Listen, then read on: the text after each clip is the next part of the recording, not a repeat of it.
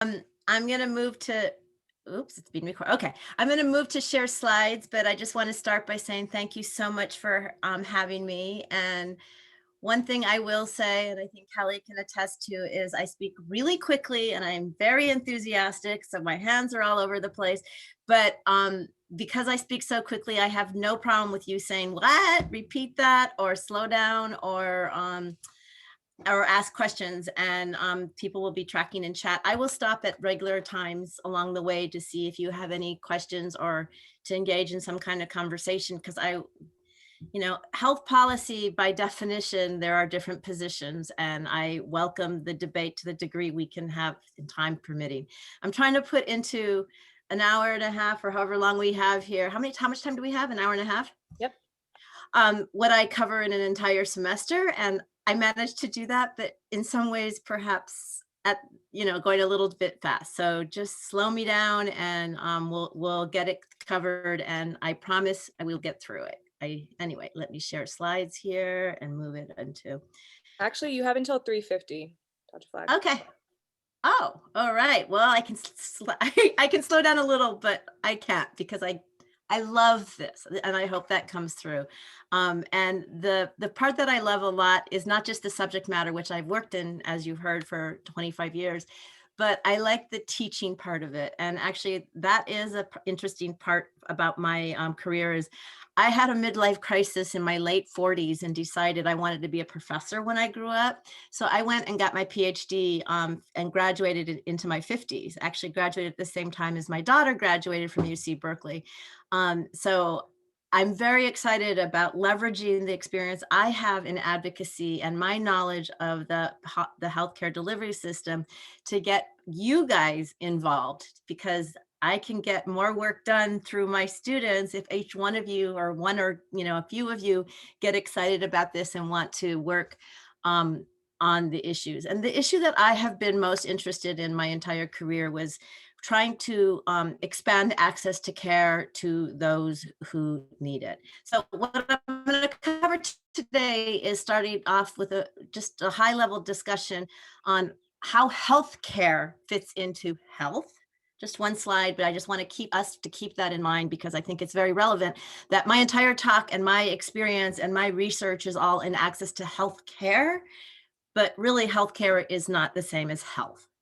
I'm going to talk a couple slides. I just want to set the stage for the political and policy debates that happen both in our state, in our counties, but specifically in DC. And it all stems from how Americans, and in turn our political parties, view healthcare. And then I'm going to talk about our healthcare system. And you can probably guess as to why it's in quotes, because it's a melange of all kinds of things and hardly a system that we could put together. Although I think we're moving more towards that, whether we like it or not, whether it's a planned way or not, it's evolving over the decades that way. And then those who don't fit into our system, the uninsured. And then I'm going to leave with one slide just to give context for my talk later this afternoon, but also for context for you to think about how to fix the system. I want to just give a context into how to think about that. So that's my plan for today. So I already alluded to the fact, or said it specifically, I didn't allude to a fact, that healthcare is actually a very small part of what makes someone healthy. So multiple studies have actually confirmed more or less these numbers in terms of what influences premature death. In other words, what leads people to be unhealthy or healthy, however you want to look at it. And, we could say a huge part of that is genetics. A third of people measurement of someone being healthy is based on genetics. And actually we're moving into a world that I think is scientific, like to me, who's not into the science of CRISPR and gene modification, but that is actually an area that we can also start influencing someone's health. Individual behavior. People study behavioral economics, how to change behavior, how to get people to stop smoking, how to get people to move around, how to get people to eat better, etc.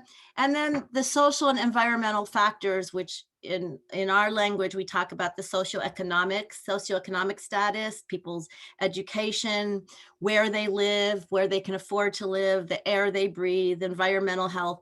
And what this talk is about, and what I look at, as you can see, is healthcare is really not the most important thing in terms of what makes someone healthy or not. However, so my first point, the very first point of this class is healthcare is a small part of what makes people healthy, which is why I work in the world of public health, because I'm interested in how healthcare access ties in with all the other things. But I also want us to understand that, at least politically and in terms of the budget, which is the next point I'm going to be making, is this is where we spend all our money. And this completely came to a head during COVID, when we realized that our public health infrastructure was close to non-existent, was old, was not functioning as, very well. And the money that we talk about constantly about the high cost of healthcare and stuff is all about the healthcare. And that's what drives the political action. It's not the public health things. I've actually just said this. Okay, so that's the first point I wanted to make. The second point I want to make is, we as Americans, our country, we do not all see healthcare as the same thing. And what I mean as that is, for some people, healthcare is a commodity. And actually, for one of our political parties, it is viewed clearly as a commodity, something that if you can afford it, you can buy it, like a house, a car, whatever kind of sneakers you want, whatever kind of cell phone you want, you get what you can afford. Whereas other people in our country, and you can talk about our country versus other countries, have different perspectives.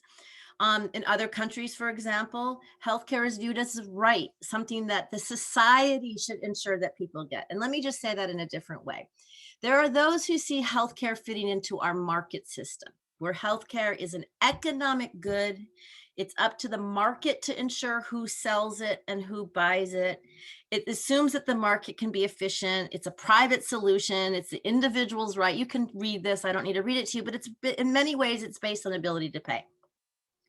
Then there are those who say, no, healthcare is a right, and therefore it should be viewed as a social resource, and that therefore requires the government get involved. And I just want to put a subscript under that. In order for the government to be involved, that means that we need to increase taxes, or at least continue to pay taxes to support government.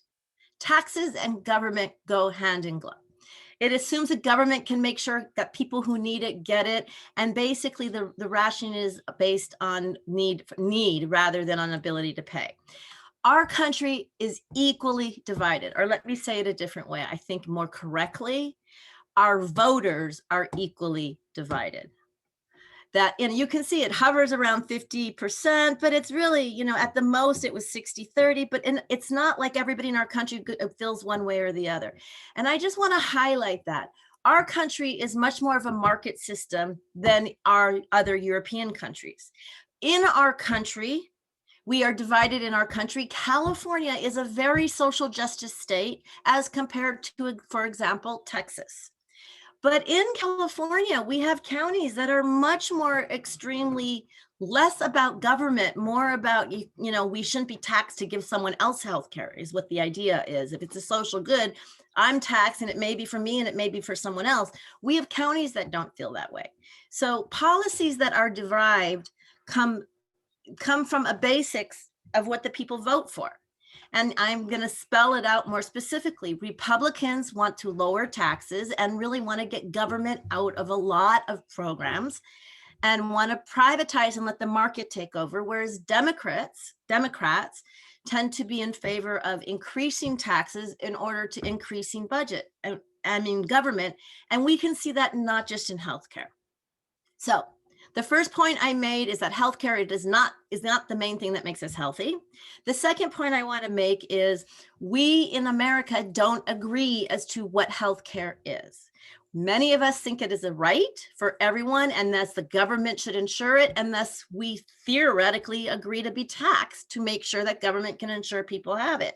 Whereas others see it as a commodity that if you can afford it, you get it. And government should not be in the middle of it. It's up to me what I do. And I don't want to be taxed for someone else. And let me use my own money. I don't need to pay for someone else. And our voters are equally divided. We go from a Republican president to a Democratic president to, we go back and forth. And therefore, we aren't aligned one way or the other in general, and I can say in particular on healthcare. I do need to say that in our country, there are certain populations that have the right to healthcare. There's one population that has a constitutional right to healthcare.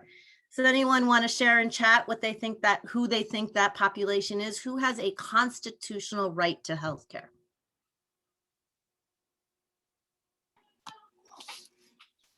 Or speak up. So the things that we're getting in the chat, elderly, children. Okay, the elderly and children have a legal right to health care through legislation, and we will learn about that legislation in a couple slides, but they don't have a constitutional right. What was the next one?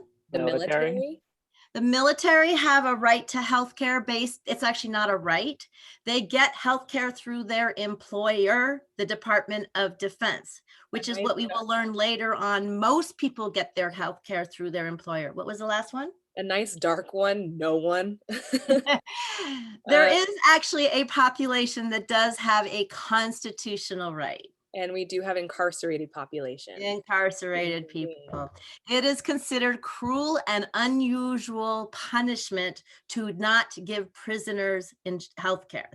They're not allowed to be cruelly punished, and not giving them health care is considered cruel and unusual punishment. So incarcerated have the right constitutionally to healthcare. I'm not talking about the quality of healthcare, but I'm saying they have the right to healthcare, whereas all the others either have it because of legislation, which we will learn about for Medicare and CHIP, or for the elderly and children, and the people in the military, and a lot of people often guess the president or senators or representatives. I'll be right back. Sorry. They have the right to they get health care not as a right, but as a perk of their job. So the president gets it because he's president, or she president, hopefully one day they are president, but senators and representatives and other elected officials get it because of their job. All right, so that's the second point. Can guess where I'm going with the third point here. We spend a lot of, oops, I didn't mean to do that yet. We spend a lot of money on healthcare, and it goes up and up and up, not just in total in terms of the projected, this is per capita, per person, but also as a percentage of the government. So by government budget. So we're approaching, 20%. When I got my master's degree, we were approaching 10, 12%. And I remember my professor saying, this is untenable. Now we're double that. And, is it untenable or not? I actually have had many conversations about, what's more important than health. And maybe we're not spending enough on healthcare, but neither here nor there. The point is we're spending a lot of money, and we need to, that is worrisome. Why? Because if we're spending money on healthcare, we're not spending money on other things. Now this is the pot of dollars that the Congress can allocate. This is money that the Congress can allocate. And we can see that here, 25%, and we're going to get into more details about what this represents, but this is a combination of Medicare, Medicaid, and CHIP. And I'm going to introduce you to those programs a little bit, but it's about 25% of the budget. And think of this budget as like your budget for living. And you have some set cost that you have to spend up front, like your rent. Ooh, that's not what I meant to do. Like your rent, like food, like, things that utilities, things that you take off the top before you find out how much money you have to go out for dinner or to go to a movie. So this is Congress looking at their budget, and they say that 25% of the money is already spoken for. Because people are entitled, and it's a word I'm going to be using that you're going to understand more later on, but the people are entitled to Medicare or Medicaid if they qualify. People are entitled to Social Security if they're qualified. People are entitled to welfare if they qualify, meaning if they qualify, they get the services and Congress has to pay for the services. Congress can't say, oops, we ran out of money. They have to pay for it. They also have interest. As we do deficit spending, they also have an interest. So what I'm trying to show here is that Congress looks at how much money they have, and in 2017, only a third of what they had was free for them to spend, of which defense, they allocated about half of that to defense, which means that there's this bucket of non-defense. This is called discretionary funds, meaning it's not already spoken for. It's like what you have after you pay your rent, you pay your utilities, you pay for your car, you pay for your insurance, you pay your student loan payment or whatever. And then you have money left over. And oh, by the way, you have to pay for food. And then what's left after food? That's what's here. So I want to ask you, what is not covered in this budget that you think Congress has to pay for in this green bucket that they can actually choose to spend money on? What is in this green bucket? What have I not mentioned that you think might be in this green bucket? All right, so we have education, Yeah. public health programs. Yeah. Education's a big one. There's another big one. There's another one that's not, I'm sorry, what? Infrastructure. Infrastructure, which we're hearing about now because Biden's trying to put money into infrastructure, meaning roads and bridges and buildings. That's not the big one, but that is actually probably the third big one. Education, infrastructure, and there's another huge one that's not listed. Ironically, it's the same group we were talking about before. We said tax cuts. Recent tax cuts, I want to comment on. It's not what I'm looking for. Recent tax cuts just shrinks this overall bucket, which means if this stays, this will be a bigger, this is a set dollar amount based on how many people get care. Recent tax cuts shrinks this. Yeah.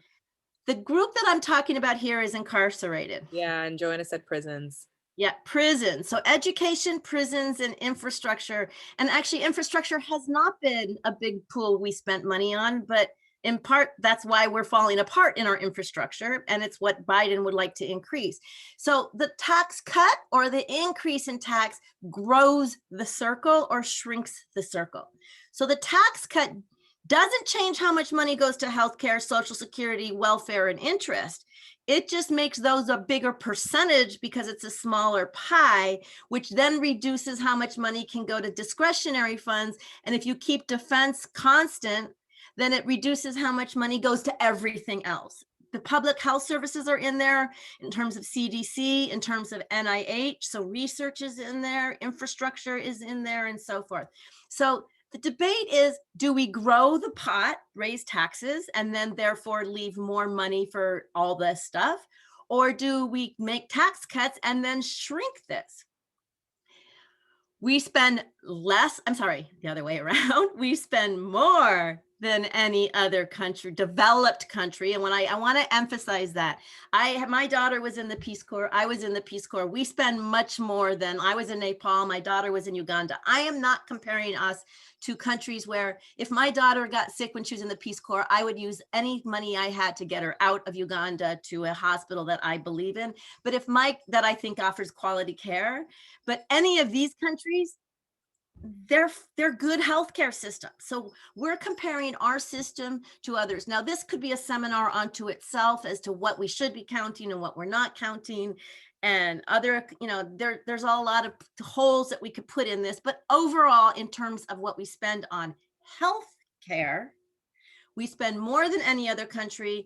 And another thing I could spend a lot of time talking with you about is we're not as healthy as other countries. Our infant mortality, the number of children who die in the first year, is higher than all those countries. Our maternal mortality, mothers who die after within a year of giving birth, is higher than other countries. Our life expectancy is lower than other countries, but we spend more than all of them.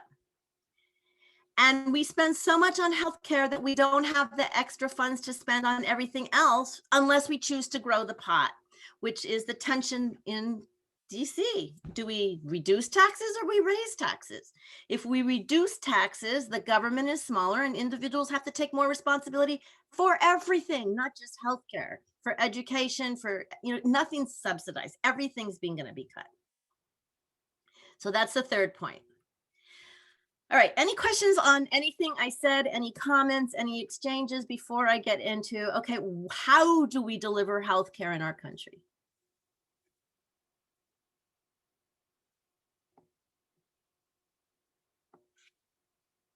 Haven't seen any questions coming yet, Dr. Flagg.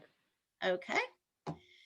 So I'm presuming then that what I've said is not shocking to you, that you understand it. And I want you to, especially the issue of the market versus social justice, I want you to keep that tension in mind as I talk about the system, because it is what has influenced the political realm that has created our quote unquote system over the years. I'm going to start. So the system, and I should have put in a poll here, but I'm just going to say that probably about half of you, or at least when I do this poll, about half the people have employer-based coverage, either themselves through their work or through their parent or some other, if they're a dependent or so forth. Or, and actually this is hard for a lot of us to fathom, but if you are a student and you get school-based, university-based insurance, you're considered employer-based insurance. When you fill out a form, what's your employment, you write student, you're paying for that instead of being given it, you're paying, but it actually is subsidized and it will fit into employer-based coverage. So I would presume that aligned, I don't know my audience very well here now, but I would presume that most of you have employer-based coverage. Some of you have individual purchase, and you could be purchasing it either in a private market, or you could be purchasing it through what we call an exchange. And in California, that's Covered California. I'm going to be explaining all this shortly. Or if you don't live in California, I assume you all do, but if you weren't in California, the exchange is called healthcare.gov. In many states, or some states like Covered California, California has their own and has a different name. So, and then some of you could get healthcare through the government, but remember the government's also an employer. So instead of saying as an employer here, the government fits under the employer. I got employer-based coverage through the government, paid for a large part by the federal government. But the government also pays for Medicare, Medicaid, and pays a lot into the exchanges that this is going to all make sense, but I'm just giving you an outline of what we're talking about. And then I'm going to end with this part of the talk talking about people who don't fit into any of these. Think of these big orange things here at the hole as a bucket, and people who don't fit into these buckets are uninsured. And so we will have a better understanding of who the uninsured are when we have a better understanding of what each of those buckets are. So that's what we're about to talk about. So we're going to talk about employer-based coverage. And I'm going to start off and say about 56%, this is before COVID numbers. I actually don't think it's changed tremendously. Many people who lost their jobs from COVID did not get employer-based coverage. Despite the ACA mandate that that employers provide coverage, you will see that the ACA mandate is only for large employers. And a lot of people who lost their jobs were service. I'm not saying that anybody who lost their job didn't have employer-based coverage, but we don't believe that by the end of COVID that this number is going to change that much. Now, it used to be in the 80s, so it's been dropping regularly, but so about more than half, 60% of our country, people get employer-based coverage. Now, people have always asked me, like, why is the United States set up? Why is healthcare linked to employment? What other countries are there? And then I can tell you that Germany, it's linked to employment, but that's just kind of a sidebar. Why do we have employer-based coverage? And I'm going to tell you, it wasn't planned. It was 100% an accident, or I'm going to suggest it was 3 accidents, decisions that were made that were not well thought out. They weren't like someone said, oh, this is a good way to give insurance through the employer. What happened is during the Depression in the late 20s, hospitals couldn't survive. They were closing down because people couldn't afford it. They couldn't afford to come to the hospital and spend a lot of money, so they didn't come. And hospitals, in order to survive, said, look, even if we get 10 cents per person ahead of time, we can get that money. It will keep us open. So if people pay us, I don't know what they paid. Let's say they paid 10 cents a month. That, at least if everybody paid 10 cents a month, the hospital would have money enough to stay open. And then anybody who paid the 10 cents, I'm making up the dollar amount, the amount of money, but people who paid ahead of time, when they come, everything could be paid for. And that was called Blue Cross. So hospitals said, in order for us to stay alive during the Depression, we need to have a cash flow, pay us a little bit at a time. And if you ever need us, we will pay for you. And then doctors saw Blue Cross and they were having the same problem. People couldn't pay them when they needed doctor's care during the Depression. And so they said, look, pay us, I'm going to say a penny a month. I don't know what the amount is, but doctors started Blue Shield and said, look, if you pay me ahead of time, when and if you need me, I won't charge you a huge amount of money that you can't afford, but rather I will just pay. You can use me already because you've already paid ahead of time. So during the Depression, the first accident is during the Depression, Blue Cross and Blue Shield were created. They were created by the different kinds of providers, the hospital for Blue Cross and physicians for Blue Shield, as a cash flow mechanism for them to survive the Depression. That was the first accident of history. The second accident of history happened during World War II, because it was after the Depression. Yes, World War II. We were coming out of the Depression. Men went off to fight. And there weren't very many able-bodied persons. I mean, there were women, and women did enter the workforce, but there weren't enough women, and especially educated women or women who weren't married with children, because if you were married, you couldn't work, but that's another whole discussion. There weren't enough workers. There weren't enough men and women of working age that could fill the work. And the government was really worried about inflation. And so they froze wages. And they said, employers, you cannot have a wage fight. You pay what you were paying before. You cannot start fighting each other to get the few employees that are out there and paying them more and more. You cannot do that. So that was a rule made. So employers who were desperate to attract the few employees that existed said, hey, come to us and we'll give you lunch, or we'll give you parking, or we'll give you daycare, or we'll pay your Blue Cross and your Blue Shield. And so that started to happen. People were employed and they couldn't get higher wages, even though the demand was such that they should have been getting it. Instead, they got these extra benefits. So that was another accident.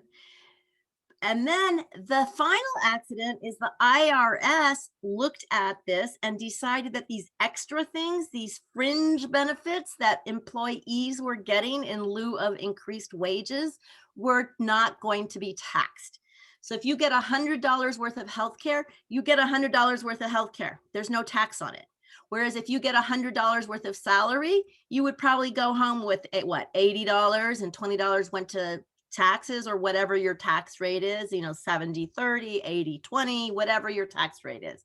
So the first accident was that Blue Cross and Blue Shield were created during the Depression. The second accident was that wages couldn't be increased, and so employers offered fringe benefits that the IRS decided not to tax. And now employees are seeing, hey, if I'm going to turn around and buy $100 worth of healthcare, I want it pre-tax dollars, because I'll get more healthcare with I won't have to earn $130 to get $100 worth of healthcare. I earn $100 and I get $100. And so it became established. It became easy. And over the decades, half a century since World War II, more than half a century, 3/4 of a century since World War II, it has become the established mechanism. It's a fringe benefit, which means it's not taxed. Over the decades, unions who wanted to negotiate higher compensation gave way to higher benefits. So it became part of that process. But also businesses started to cater to employer coverage. They would have brokers that would approach the businesses and say, here's some options for you to offer to your employees. Insurance companies would approach businesses and say, we'll give you this discounted premium for your, so it's become established. It is the way that our country is done. It was not planned out, but now there is a whole infrastructure. In the political science lingo, there is now path dependence. We went down this path, and now there's an infrastructure around this path that people have created industry. So that is why many of us still have employer-based coverage, not because it's the most efficient, not because it's cheap, but because it just kind of always has been. And one thing I want to add to that is, I forgot. So anyway, more than half the people have employer-based coverage. We're going to talk a little bit more about how that plays out in a little. Oh, we're still talking about it. Okay. Employers then have now agreed they will provide their employees with health care. Well, what they provide, how they provided it has evolved over the decades, in part, mostly because of the cost of healthcare going up. When I was a kid, we had an indemnity plan, which means we had no risk. We paid nothing. We would go to any doctor we want. The doctor would bill my dad's employer and they would pay. There was no negotiation. The doctor could just bill whatever they want. The employer paid. Healthcare was not that expensive, and not only, you know, it was just the way the industry was set up in the 50s and 60s. We went to the doctor we wanted. Healthcare started to become really expensive in the 70s. In the middle of the 70s, we started getting these breakthrough technologies, and this will make sense. Aha moment when I talk a little bit later. For example, we came out with dialysis. Dialysis was developed in the 70s, and all of a sudden, people who had kidney failure weren't going to die. They could be put to a machine, and the dialysis would function as a kidney. All this breakthrough and new medications and all started to come out, and the cost of healthcare really started to grow. So indemnity plans were great for patients. We never thought about who we went to. We went to any doctor we wanted, and we never saw a bill. And the doctors got paid what they asked for. Well, employers started to see the cost going up and decided, you know, we can't afford this. And they started to look for other answers. And I can tell you that there were other options out there, including, for example, Kaiser existed also during the Depression. Kaiser Permanente, Henry J. Kaiser. I happened to go to Kaiser High School in Hawaii. He was a shipbuilder during the war. He had steel factories, and he was a construction guy. And those of you who know Northern California, the first hospital he built was we'll get to the hospitals, but was built in Oakland, because Richmond, California and Long Beach is another one. They were huge shipbuilding entities. And what happened is they were building an aqueduct to bring water down to LA. Kaiser had the construction license, and he was building during the Depression. And a Dr. Garfield couldn't find work during the Depression, and he set up camp near a Kaiser site and started to treat people, and the people would pay him when they came, and he barely survived. So he said he was going to go, and Kaiser came and said, don't go. I need you here, because if not, I lose my workers, and there's not enough able-bodied workers. There's a depression going on. Stay here. And Garfield said, I can't afford to stay here, because that when people come in and they're sick, there aren't that many who are sick. They're healthy people. And Kaiser said, what if I pay you 25 cents per person, and you stay here and you treat anything that's related to work? So my point being, and again, these are things you can ask me in questions. I can go into a lot more detail, but the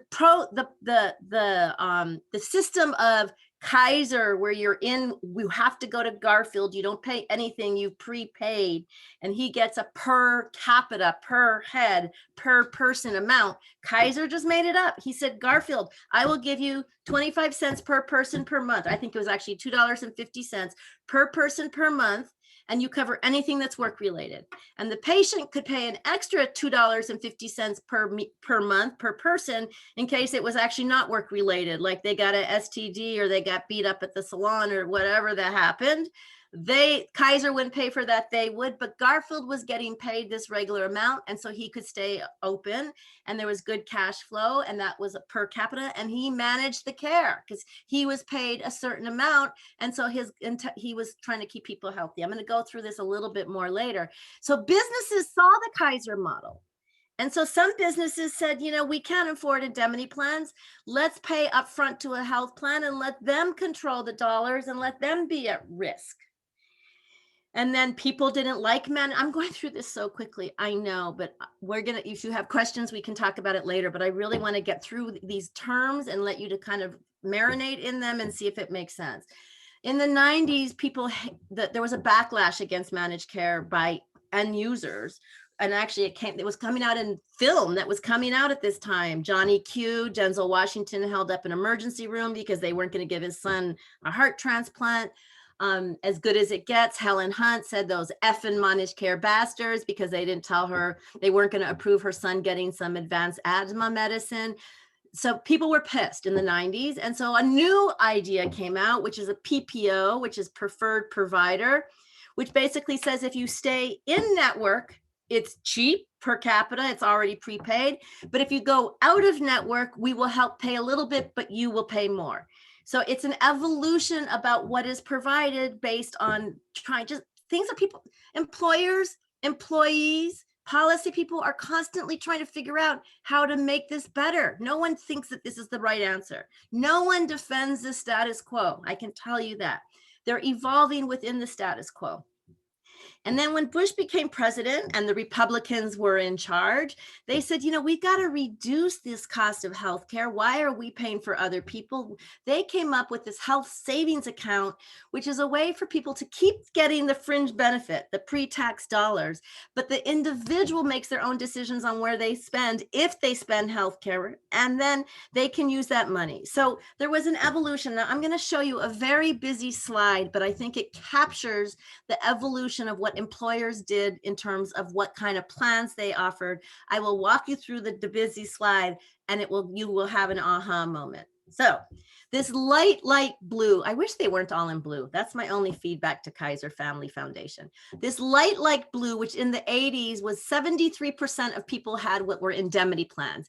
Probably if you went to the 60s and 70s, actually 50s and 60s, when I was a kid, it was probably 90% of people in the country, not California. California was always much more favorable to help manage care, in part because Kaiser started here. So this is nationally. Most people had an indemnity plan. And you can see that over the years, fewer and fewer and fewer, and now almost no one has an indemnity plan. At the same time, managed care, Kaiser's grew and grew and grew. And in the 90s, it was at its peak.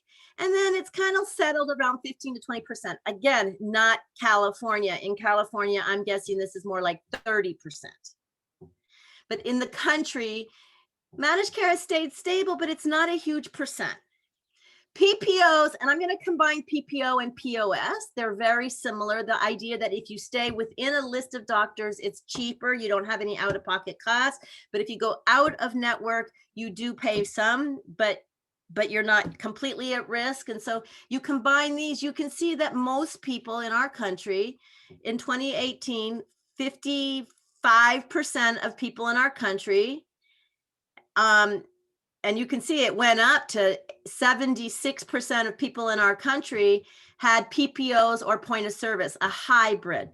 That businesses wanted the managed care ability to save money, but employees fought back and said, we don't mind saving money sometimes, but we want to be able to go out of network sometimes.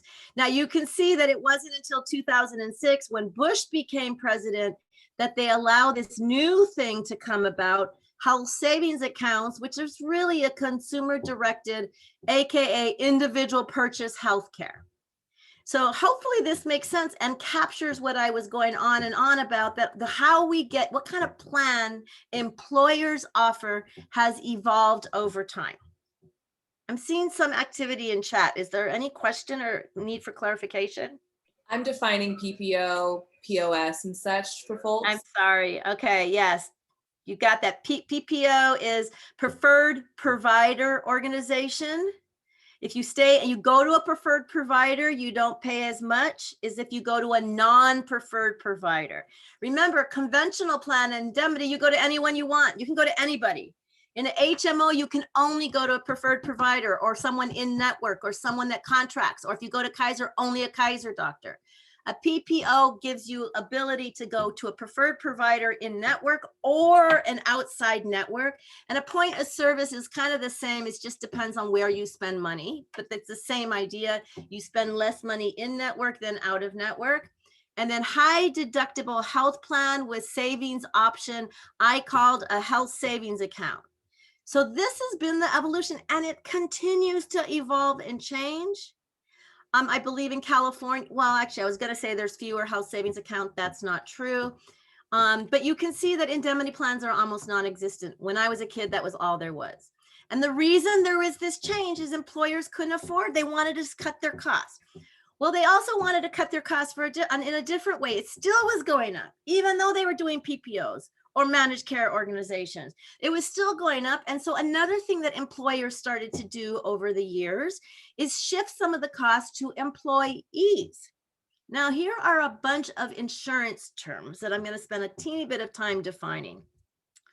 A premium, and many of you, I'm sure almost all of you, well, not, some of you know, but if you have a car, you have car insurance, you're paying a monthly premium to have your car insurance. You have a premium for life insurance, a premium for health insurance, a premium for house insurance. That's what you pay every month, but you hope you never touch it. It's money that you use to buy the insurance. When I was a kid, the insurance, the company paid everything. We never had a premium. The company paid it all. In fact, because it was an indemnity plan, they didn't pay a premium. They just paid all the bills. But if it's a managed care organization, the company pays the organization a set amount per person per month, and that's considered a premium at that point. And it used to be employers paid it all, and now employees share in that cost. Usually it's about 80-20. It could be 70-30, and it could even be 50-50, meaning 70-30, meaning the employer pays 70% and the employee pays 30%. Now, if you were an econ person, a health economist, you would say, that's all BS.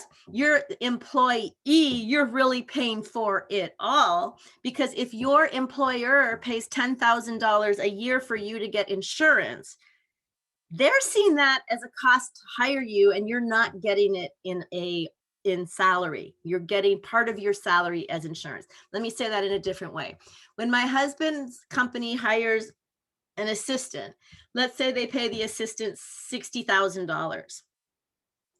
That's what the assistant gets in salary. But from the company's perspective, that assistant costs almost $100,000, because the company has to think about salary plus benefits, which includes healthcare, plus training, plus sick days. They think of the cost. They're willing to spend $100,000, and it's divided in all these costs. The employee is getting a salary plus these benefits, but if they didn't want the benefits, wouldn't their salary be more if the employer was willing to pay that? So a health economist would say that you're giving up salary by getting health care, that it's really all your money. So a premium is what you pay for up front. A deductible, and this is probably review for a lot of you, is what you pay after the premium, but before the insurance starts. So for example, house insurance, let's say you pay $10,000, let's say you pay $5,000 a year, but, and something, I don't know, I think I paid something like that, but the first $1,000 of damage I pay before insurance kicks in. So on top of the premium, before I get any benefit, I have to pay off the deductible. You have a car accident, you pay a premium every month, but then you may have a $500 deductible, which means you pay everything if it's only up to a $500. The hope is to make you drive better. The hope is to make you stay healthy, so you don't pay. They're trying to incentivize you as the end user to be better about it, so you don't cost anybody money. A copayment is what you pay at the point of care. So when you go to a doctor, you walk out and you pay $35 for a specialty visit. That's what I pay. I pay $15 for a primary care visit. Now with the ACA, I pay $0 for a preventive primary care visit. But if I go in with a headache, because I get migraines or whatever, I would pay $15 to my primary care doctor. If they refer me to a neurologist, I go see the neurologist, I would pay $35 when I walk out the door, after I pay the deductible, after I paid the premium every month. Co-insurance is like a co-payment, except it's a percentage, not a dollar amount. It typically applies to drug costs. So while you may have a $25 co-payment to see a doctor, you may have a 10% co-payment on a drug. Now that could be good, because if your drug costs $10, 10% you only pay $1. But if your drug costs $1,000, you could be paying a lot of money. Another thing employers have done is when they cost more and more and more and more, and they move people into managed care, and people were upset about that. So then they went back to a PPO, which means there's higher premiums. There's a deductible, the co-payments, if you go out of network, are higher, and people got upset. And then employers would say, you know what, forget it. I'm just going to drop insurance altogether. Don't want to do it. Now, ACA changed some of these, and I suspect you're having a conversation on the ACA, but I do have a slide that will talk about some of the changes. But employers are trying to save money.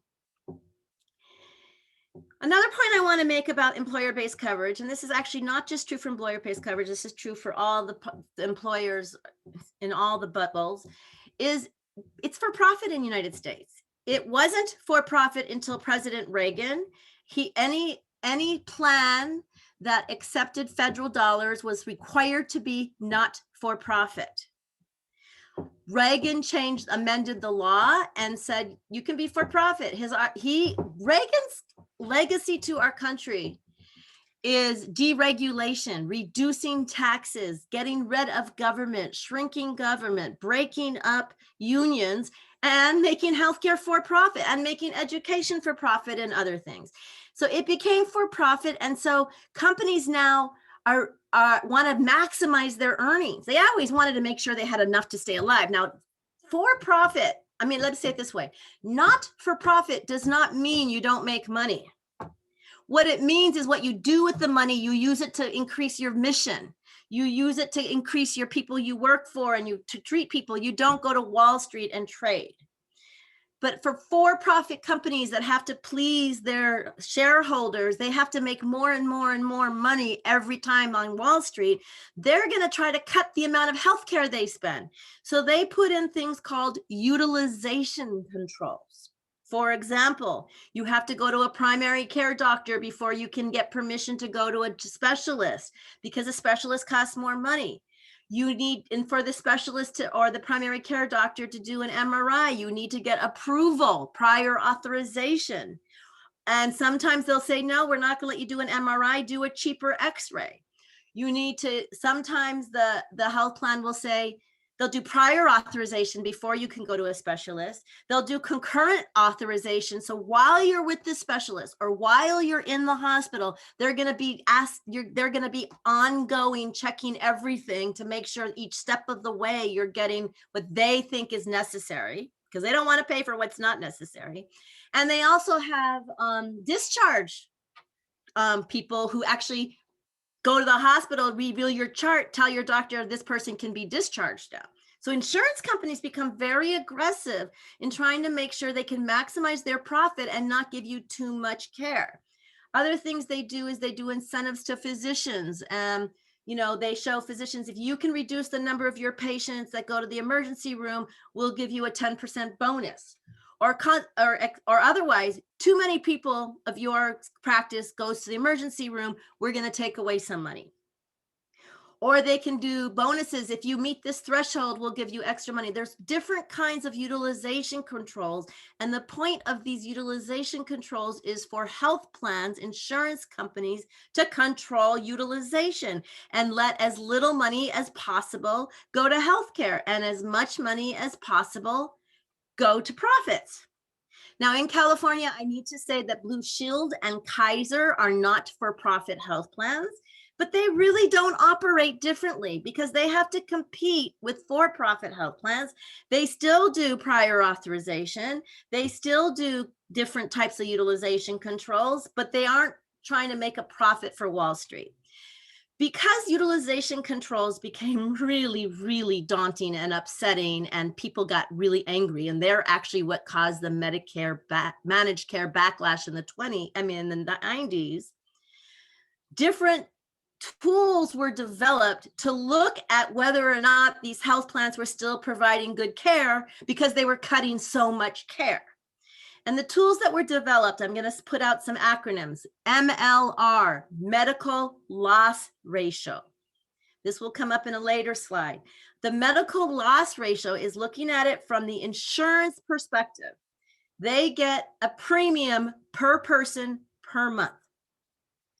Everything they spend on a person's healthcare is a loss to them.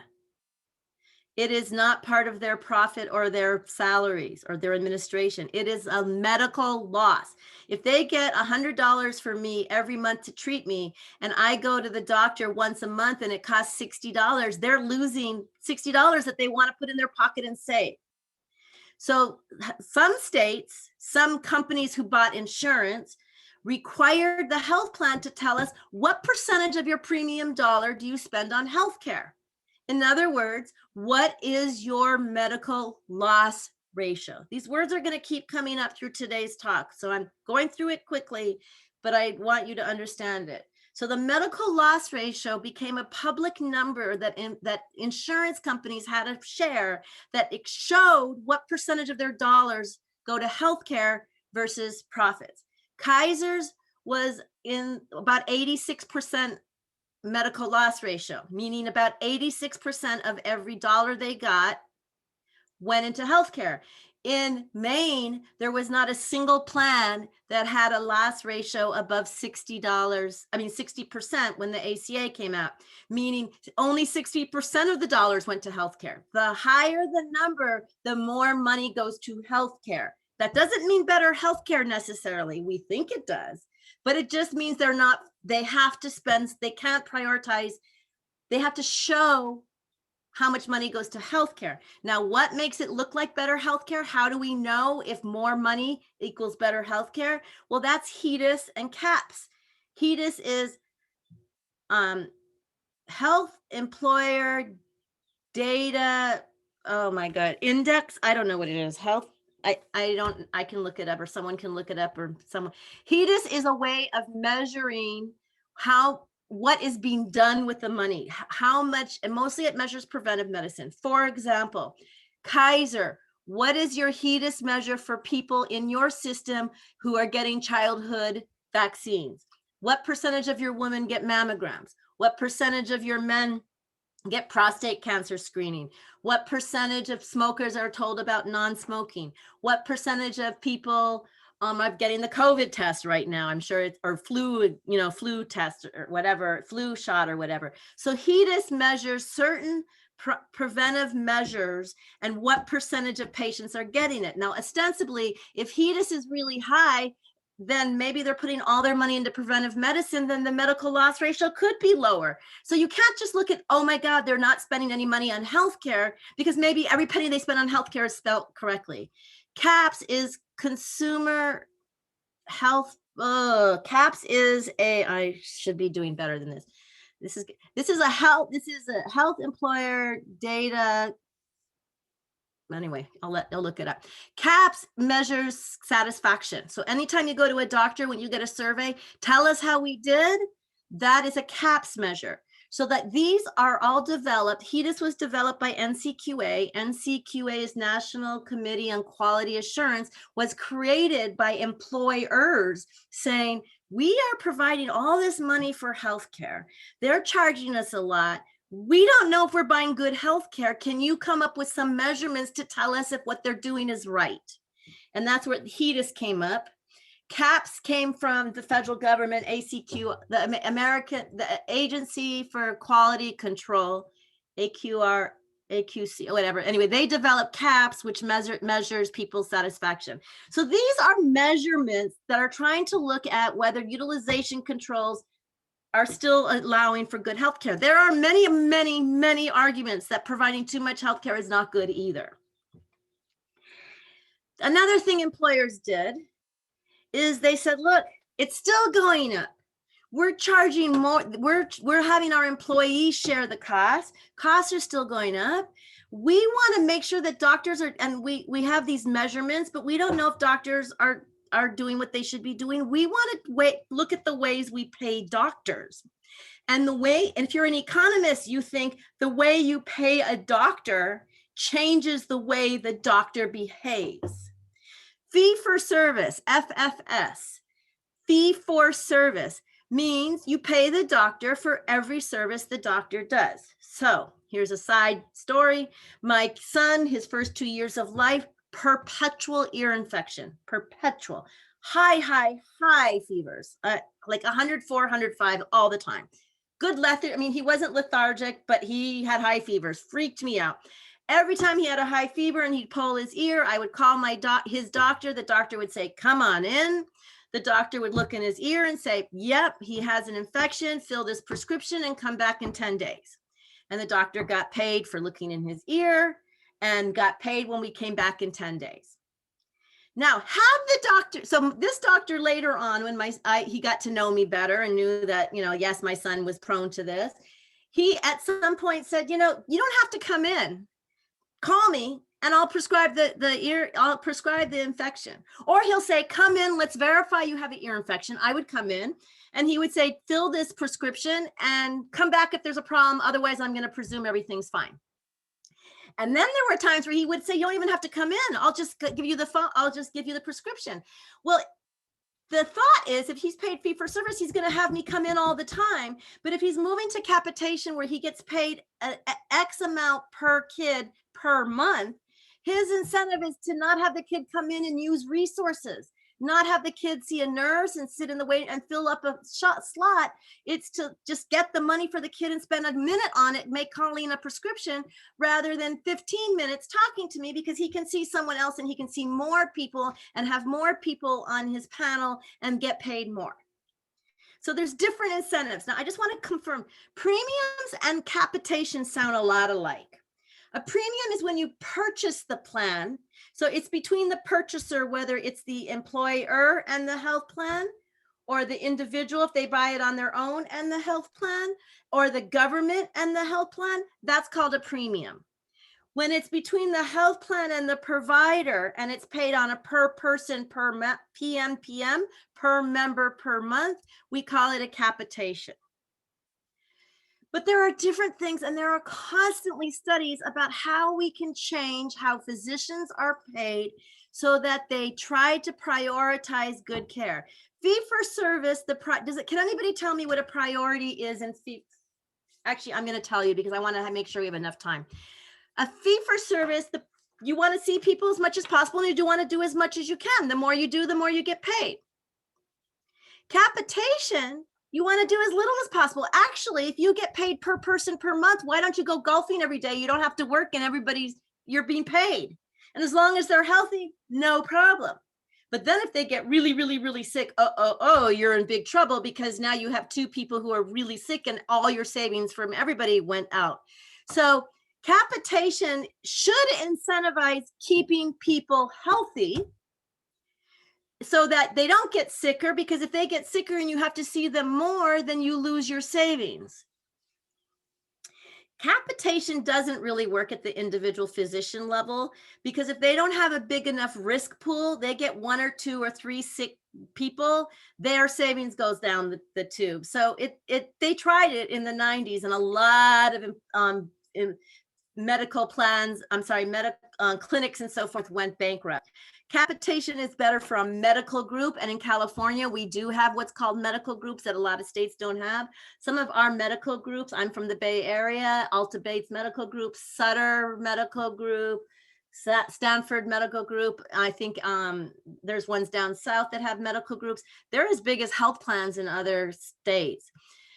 Bundle payment is when you say, like, okay, you're pregnant, instead of paying a fee for service every time you go see your OBGYN, and instead of capitating you to the GYN, so they're responsible for everything, including things that are not pregnancy related, a bundle payment is a hybrid. So they say you get pregnant, everything that's related to your pregnancy is covered under this set dollar amount.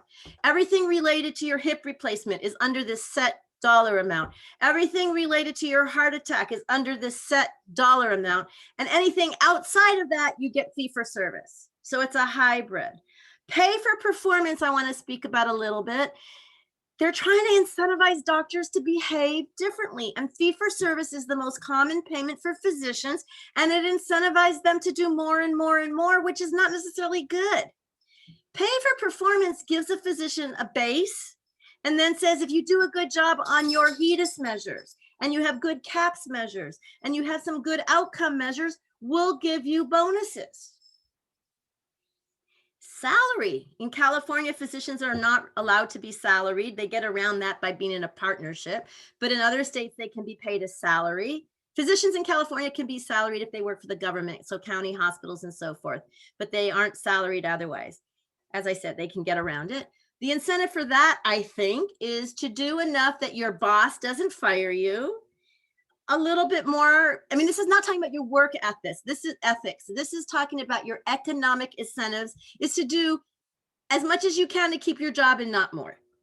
So they're constantly testing different ways of paying physicians to see what gets best care and can save money. So in 2019, 153 million Americans, approximately 56%, received their insurance from an employer. Yes. Hi, this is Reese. I received a private message, a question on the previous slide. They were asking who reports the HEDIS, or I'm not sure if I said that, HEDIS and the CAPS measures. Is that self-reported by the insurances, or is that like a third party? Well, the HEDIS measurements are actually health plans put it in their marketing if they're good. Kaiser puts it in their marketing. Kaiser's HEDIS measures are awesome. Now, I'll tell you a little asterisk on that. But what they do is when they try to get employers to offer their health plan to their employees, in other words, they want to sell their plan, whether it's to the employer or to the government or to the individual, they say, look, we have 96th percentile on all our HEDIS measures, meaning we provide good health care. So HEDIS measures are required for certain contracting, like with the government, and many employers require them also to decide if they want to put contracts there. If you are individually purchasing healthcare, you could ask for them. Usually they're advertised if they're good. Now, I do want to say that I am a fan of Kaiser. I think Kaiser gets a lot of credit for being better than I think it necessarily is. And this is one example. The reason why I think Kaiser has incredible HEDIS measures is in part they do a good job. I'm not saying they don't, but they have the data to show how many people are getting their pap smears, how many kids, they have the data. If you are in a different kind of managed care plan, for example, Aetna, where Aetna then contracts with a doctor and you go to that doctor and the doctor is paid capitation, the doctor has no incentive to tell the health plan what they did because that takes time and they're paying capitation. Now, if they pay fee for service, they tell the health plan everything they did because they want to get paid for it. So I think part of the issues with the HEDIS measurements is it requires data as to how many people did what. And a lot of the systems out there are not good at collecting data. Like everybody but Kaiser has a hard time collecting data because they have physicians all over the place that may not report the data. Kaiser system is internal and everything's in an electronic medical record and they require the data to be collected and they have great HEDIS data. Now that's great. And it's good that they have good HEDIS data and it's good that they have good numbers. I'm not knocking it. I just don't think that other doctors are not doing a good job also just because we don't have the data. So CAPS is shared. Also, CAPS is more like your satisfaction, and it is shared publicly. I'm not sure how often, and you can get, and they also report it to the health plans. Again, systems and health plans advertise if they have good rates. And again, every time I get one of those surveys, do I fill it out? I don't know. If I really, really, really love the doctor, I fill it out. And if I really, really had a bad situation, I filled it out. But again, the whole thing about HEDIS and CAPS is if you don't have the data, it's hard to know what you're really comparing to. I'm almost done with employer-based coverage, and then I'm going to take a couple minutes to ask a question to see if there's questions, because I'm covered a lot. Employer-based coverage for individuals, about $7,000 a year. A family is $20,000 a year. A family is 2 or more. The individual pays about $1,200, the share of cost, which is premium, deductible, co-payment combined. And in the family, it's about $6,000. And this is from the previous year, it went up 4%. So why do we have employer-based coverage? Just a couple more slides on this, and then I'm going to take a breath. Why do we have employer-based coverage? Well, it's relatively comprehensive, in part because unions negotiated that. Insurers, the insurers have to accept everybody who works for that company. And this is going to make sense in a little bit. It's a big deal. But if you work for Chevron and Chevron offers you Kaiser, Blue Cross, Blue Shield, Aetna, Health Net, and you pick Health Net has to take you, no questions asked. And they charge the same one. Everybody from Chevron who gets Health Net is paying the same amount.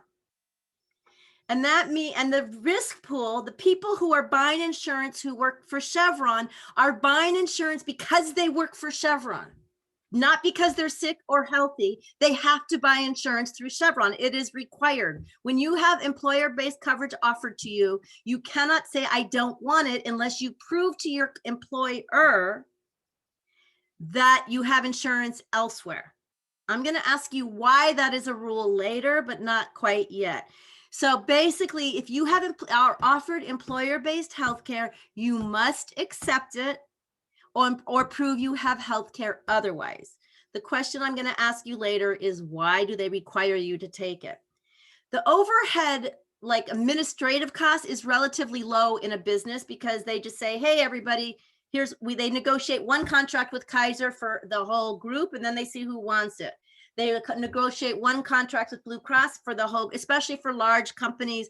The per capita cost for administration is low.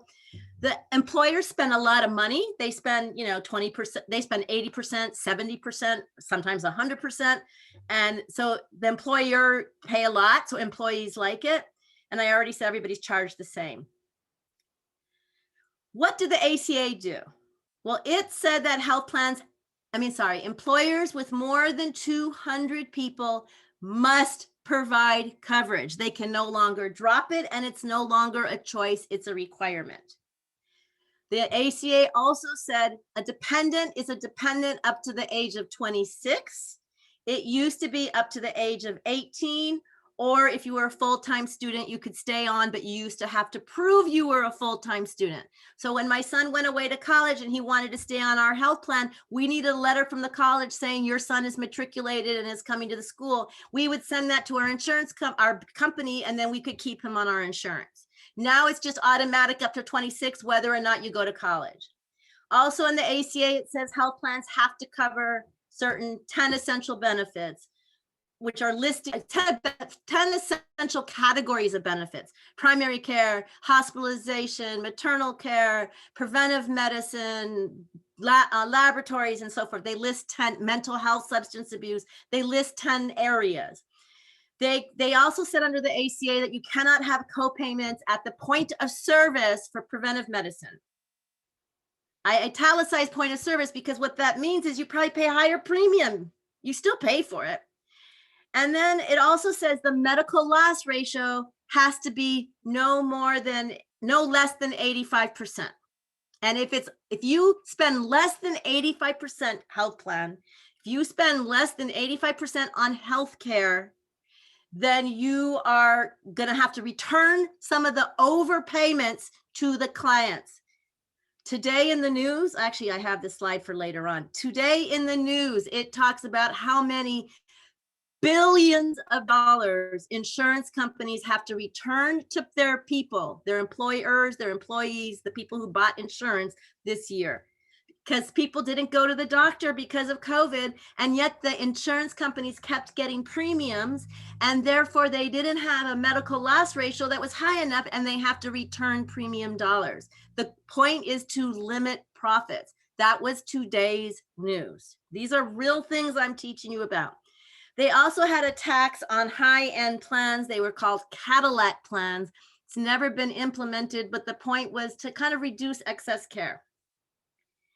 Now, I'm going to take a little bit of a breath, and I'm going to ask you, is there anything in here that you would like me to explain? Because this was about 4 hours or 5 hours worth of lecture in my class typically.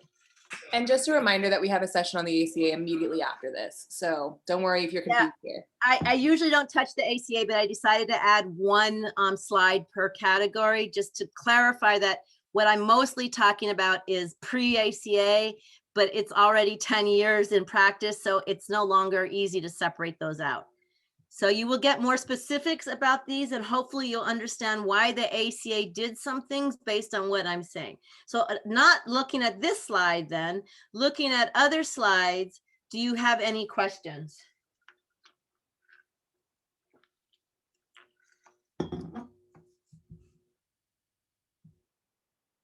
Really, with all I covered, no questions. All right, you're still kind of figuring out what I said in the first slide, right?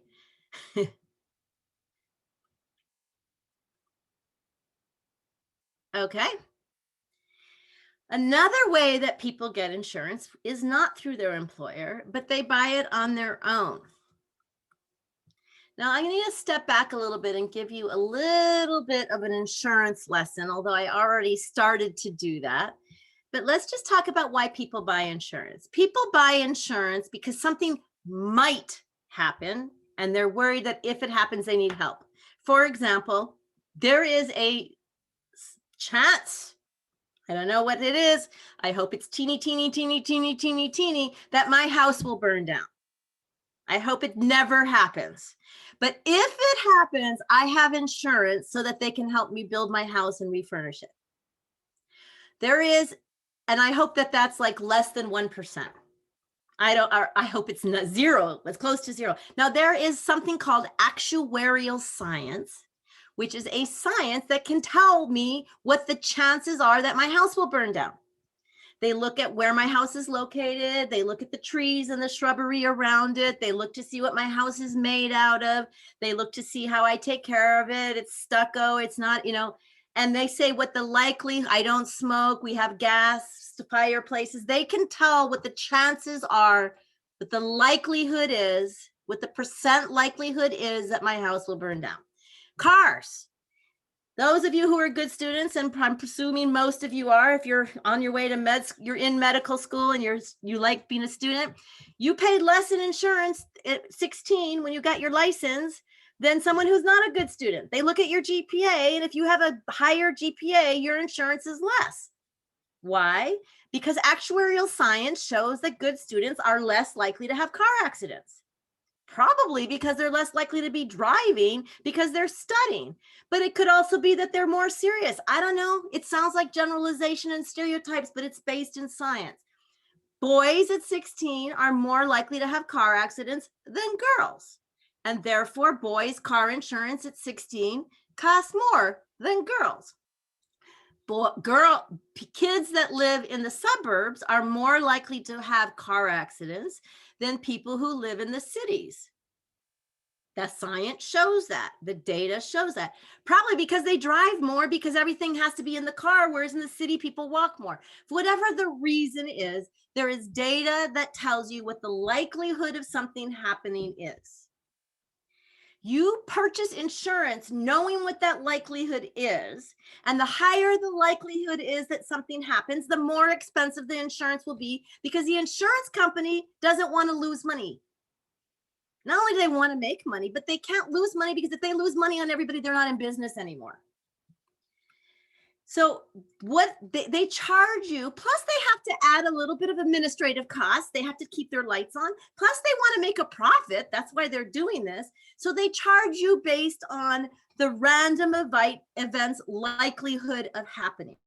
If you live in a wooden house in the woods and you have campfire outside and there has been a drought, you have a higher percentage likelihood that your house will burn down than my house, which is stucco and is on a lake. I'm not saying my house is on a lake, but I'm just saying that there are different likelihoods. You are more likely to have a flood in New Orleans than you are to have a flood in Reno. But using healthcare insurance is not random. And in fact, Bless you. thank you. I need 2 more to be healthy. Uh-oh. In fact, there's a concept in insurance that says you behave differently when you have insurance. In fact, if you have health insurance, you are more likely to take risk. I probably will not go jump out of an airplane if I'm uninsured, because if I broke my leg, it's going to cost me money. Or I buy health insurance knowing I want to have a child, and so I make sure that I have insurance before I get pregnant. Because once I know I want to be able to use it, so you behave differently with health insurance than you do with any other insurance. Now, Dr. Flagg, yes. we did have one question Okay. that came in. I think this is back to earlier. Okay. The question was, have higher caps and HEDIS scores been associated with certain physician payment plans? To your Fee knowledge. for service gets better HEDIS scores because the data shows what they're doing. I kind of alluded to that. Cap, it doesn't mean they're doing better or they're doing, the data Right. is better if they're paid fee for service, because the doctor's incentivized to tell everything they do because they get paid for everything. And therefore insurance companies can show that things are done better. It doesn't mean they're not being done if the doctor's paying capitation. We just may not ever know, because if it's paid capitation, the doctor has no requirement to tell the insurance company what they're doing. So what you really want to know is not what the HEDIS measurements are, but are people healthier in one system or another? And measuring quality is another whole lecture that is not so black and white, number one. Mhm. Number two, one could say that people select, doctors might behave differently and select people differently for capitation or fee for service. Does that make sense? The doctor is more likely to take a healthy person into capitation. If they have a sick person, they want to get paid for everything they do. So there's a lot of assumptions and nuances that play into that. HEDIS rates typically look better when doctors are paid fee for service, but I personally believe that's because the data comes in, not necessarily because the other plans aren't doing as well. The other payment systems aren't doing as well. Makes sense. Thank you. So if you are an insurance company, you want to make sure that your risk pool, that everybody you are insuring is balanced, that you have, if you have houses that are going to burn down, a lot of houses that are going to burn down, you want to make sure that you're getting premium dollars from houses that won't burn down. So when fire season comes, you don't have to only pay out. Insurance companies have gone bankrupt when a city burns down. The Oakland fires, some of the plans that sold health insurance died because the plans went out of business because they didn't have diversity. They need to diversify their risk. They need to have houses made out of brick, stucco, and wood. They need houses that are in floodplains and aren't in floodplains, so that when a flood comes, they only have to pay out to some. If they have to pay out to everybody, their model doesn't work. So they need a balanced risk pool. And they need to make sure that everybody who they have is not going to adversely select into their plan. I'll make that a little bit clearer in a second. Insurance companies don't want a sicker population than average, because that means they have adverse selections. So they don't mind insurance companies don't mind getting a sick person, as long as they know the person's sick and charges them enough to cover the cost. And as long as everybody else, and even if they lose a little money on that person, as long as everybody else they're making money on, they're okay having some adverse selection. But if they end up with adverse risk, meaning everybody is sick, they are in trouble. They cannot survive. They need healthy people to offset the sick people. And they want to pick the healthy people. So I can tell you from my experience, I remember when I worked for Medicare, and I'm just going to give you a punchline for later on in the talk. Medicare also moved to managed care for some. And when I first started to work for the federal government in the early 90s, I used to review advertisements of health plans that were marketing to the Medicare people trying to get them to come to their health plan. And we would see advertisements like, over 65, you on Medicare, join our plan, learn more about our plan. We have a free dancing booze cruise in the Bay, and we will tell you about our health plan. Well, what seniors can go on a booze cruise at night in the Bay for dancing? The healthier seniors. They aren't trying to get the really sick people. They're trying to get people who get the government pays a capitation rate for them, but yet they are healthy, so they don't cost as much. Another example, I remember we had a plan that's no longer in existence, would say, come to our plan, we will have a morning breakfast and tell you about our plan. And people would show up there and it would be on the 3rd floor walk up. They wouldn't have an elevator. Well, seniors who weren't healthy and couldn't go up 3 floors were not going to buy into that plan. So these were ways that the insurance companies are cherry picking. Join our health plan. We will give you free tennis membership. Well, who plays tennis? Healthy seniors. So they were trying to cherry pick the healthy so they could end up with a good risk pool. They cannot end up with an adverse risk pool, because if they have an adverse risk pool, they lose money. So how do they want to get healthier members? How do they find out what your risk is? They do something called underwriting. And the underwriting is to do a risk assessment to determine how much you are going to cost. They do that for everything. I already gave you some underwriting examples. When you are 16 and you're looking for a car insurance, they ask at your rate. They ask, not your race, I'm sorry. They may do that, and there may be a reason for that. I don't know.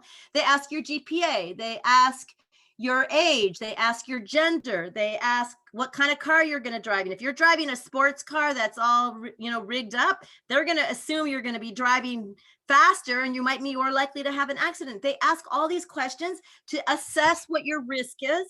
And they're not making up the risk. They have mega data to figure out what the likelihood of a 16-year-old with low GPA who drives a Mustang is going to have an accident, as compared to me, a nerdy, straight A student who drives my father's sedan if I drive at all. So my insurance will be less than the other person's.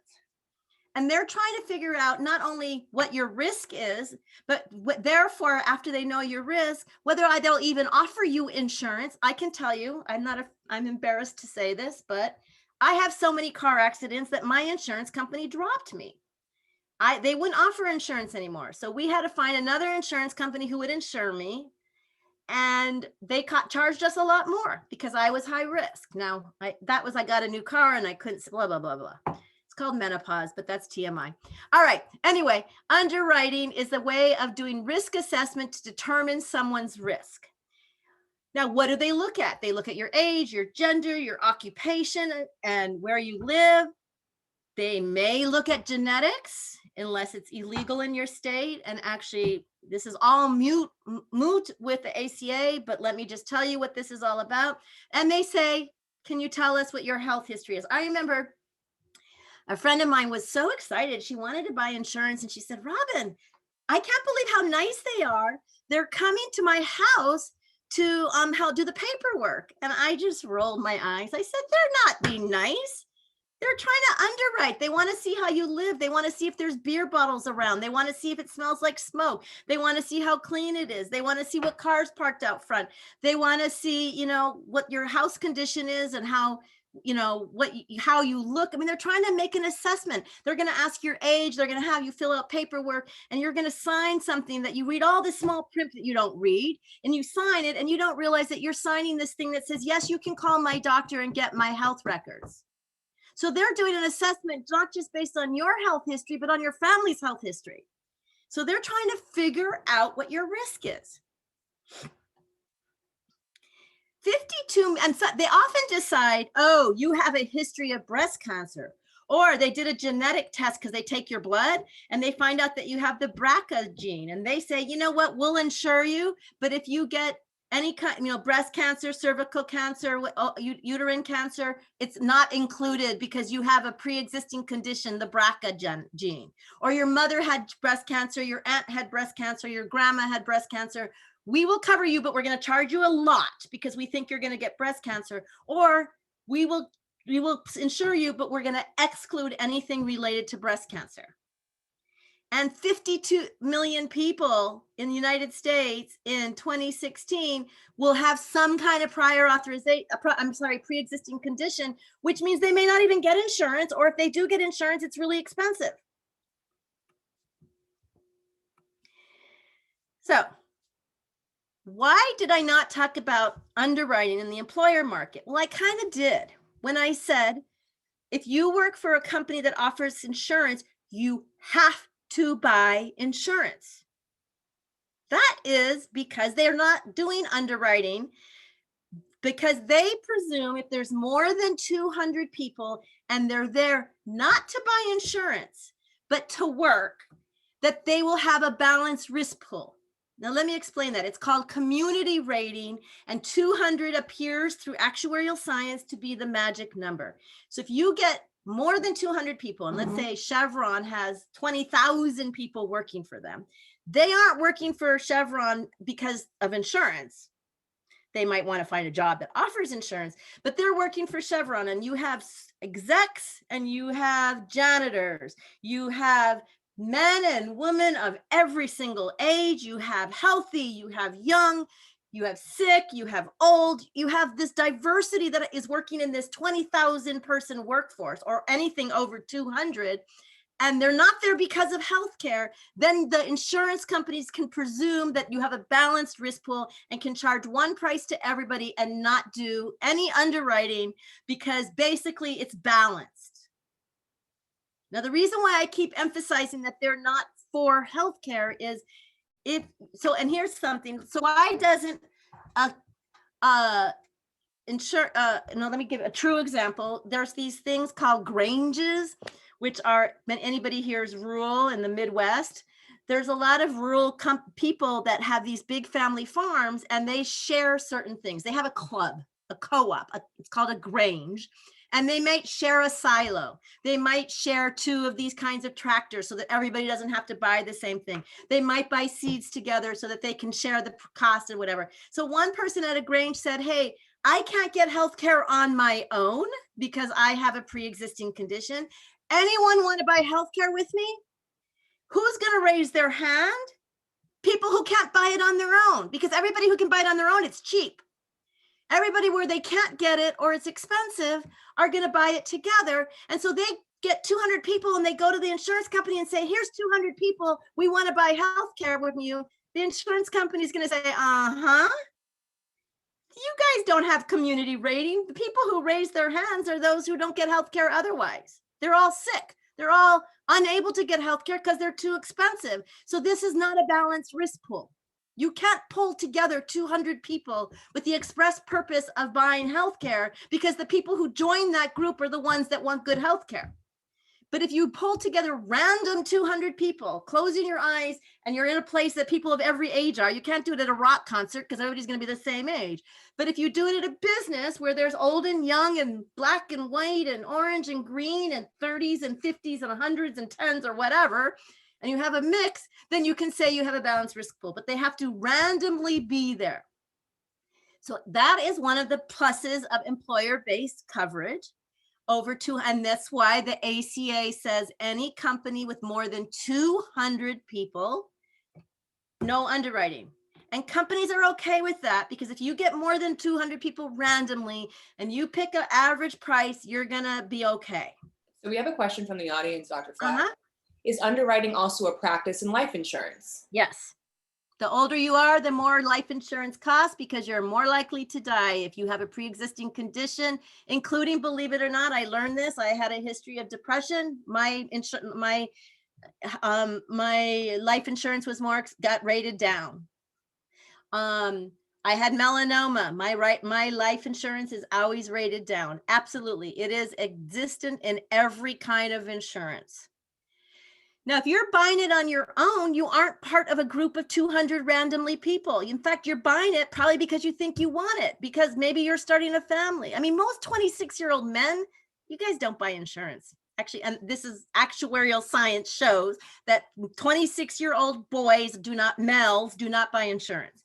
26-year-old females do, because they might get pregnant. Never mind that the men made them pregnant. The men don't see the responsibility of buying insurance to bring down the risk pool. So 26-year-olds are considered the healthy men are the healthiest. You don't go to the doctor.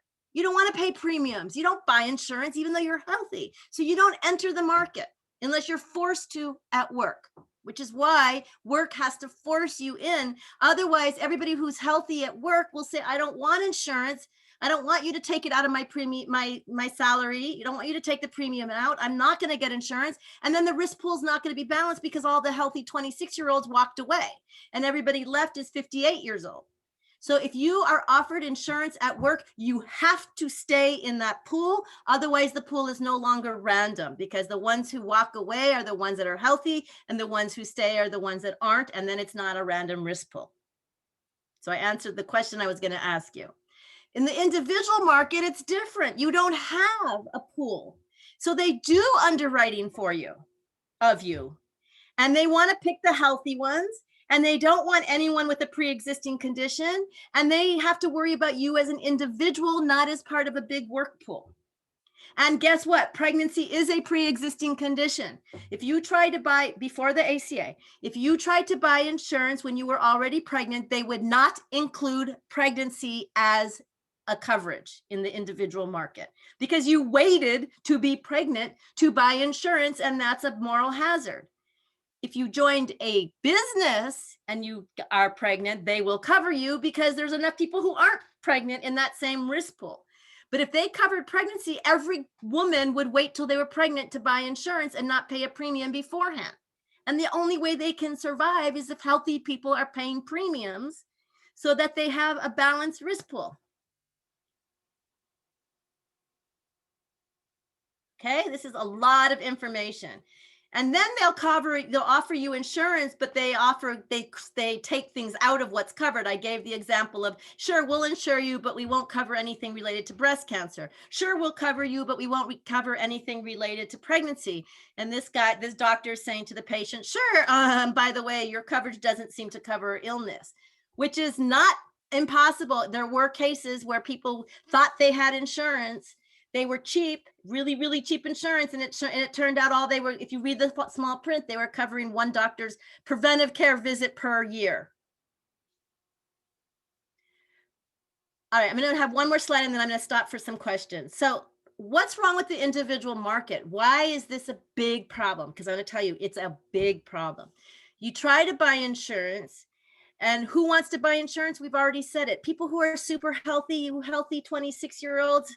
If you're not going to get pregnant, or if you're male, or, although whatever, if you're not worried about anything, if you think you're healthy and you never go to the doctor, you don't call up and try to buy individual coverage. You just don't. You're not thinking about it. So who thinks about it? People who are worried about getting sick, people who are sick, people who have a history of sickness, people who have a family history of sickness, people who are thinking of getting pregnant. They buy insurance. In other words, people who are going to use the insurance buy it. The people who don't use it don't buy it. So the cost for the average person is high because everybody who's buying it needs it. The healthy don't buy it. They would bring down the cost, right? Because they would be below average cost. So because the average is high and there's more sick people, the next year they charge a little bit more. And now people who thought the cost was high, but they were willing to take the chance. Now that it costs more, the people are saying, now it's costing more than I think I need. I'm not really that sick. I just need to go 3 times a year to get my asthma shot. And it's not worth this premium. I'm going to drop out because this is now too expensive. And so I'm not going to keep the insurance anymore. I'll just pay out of pocket. Well, guess what happens to the average? It goes up. Because now the sort of healthy people leave and it goes up. And now the lower end people who are even sicker, who still want insurance, but now they think, it's still not worth it for me. They disenroll and the cost goes up. So who ends up with insurance? Only the very, very sick, and they can't afford the insurance because there's no one to help subsidize them. And so it's spiraled out. All right. Any questions before I get into a discussion on what we can do about this? I covered a lot, but the main concept here is the concept of a balanced risk pool, the need for underwriting, adverse selection to a health plan, and the fact that if you just leave it to individuals to buy insurance and they go through underwriting, people will not pay more than they think they are worth sickness wise, and therefore the healthy or relatively healthy, or even I'm not so healthy but I'm okay, won't buy insurance if it's more expensive than they think it needs to be for them. Any questions?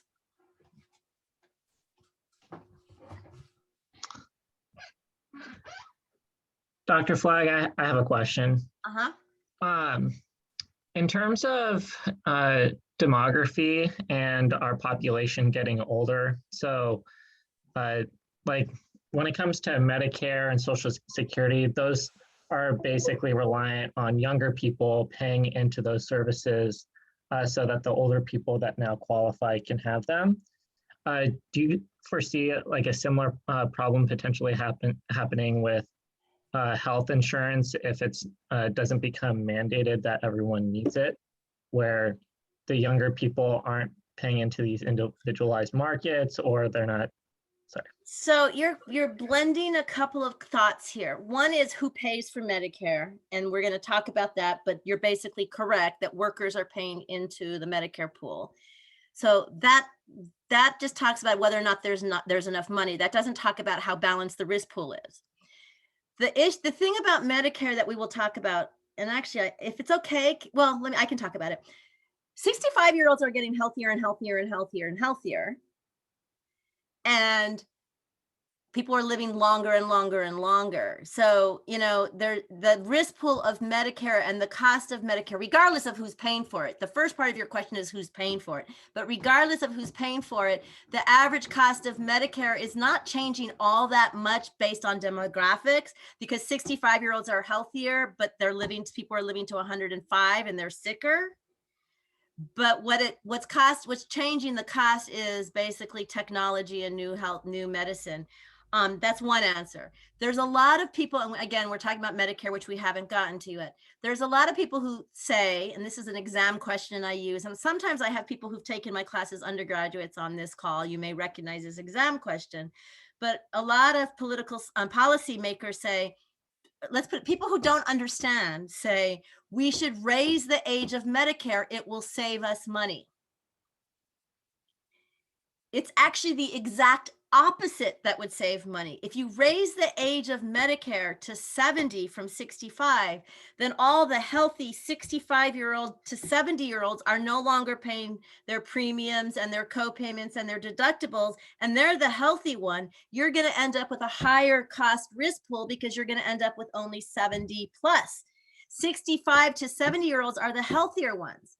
What you really should do is lower the age, because people will pay in, which we'll talk about, and therefore that will dilute the risk pool. Or you should do what Bernie Sanders says and put everybody in Medicare, and then you have one risk pool and then everything is balanced. So I'm not sure if that answered your question. I think your question was teasing out different pieces. It did. Okay, and we're going to get to it. For those of you who don't know Medicare, we're going to get to that. All right, so we see this spiral out, that the cost of the individual market gets more and more because people drop out, and people drop out because the cost is more and more. And even though they think they're sick, or they're worried about getting sick, or they are sick and they have to pay for things, the cost may still be prohibitive or more than they think it would cost on their own. They drop out. The individual market spirals out. And this is exactly what was happening in 2010 when the ACA finally passed. The first time healthcare reform finally passed was because the individual market was spiraling out and people were worried. People who needed insurance couldn't get it. People who thought they had insurance were finding out that it didn't cover what they needed, and people couldn't get insurance and they couldn't afford it, and people were dying. And both Republicans and Democrats realized the individual market was spiraling out. So how do we address the individual market? Well, I'm going to tell you about the three-legged stool. I call it a three-legged stool. I had a student cheat on an exam once and Googled three-legged stool and came up with someone else's definition of three-legged stool, copied and pasted it into the exam, and it wasn't my three-legged stool. But the student also didn't remove the hyperlinks between the wiki site in the exam. But anyway, neither here nor there.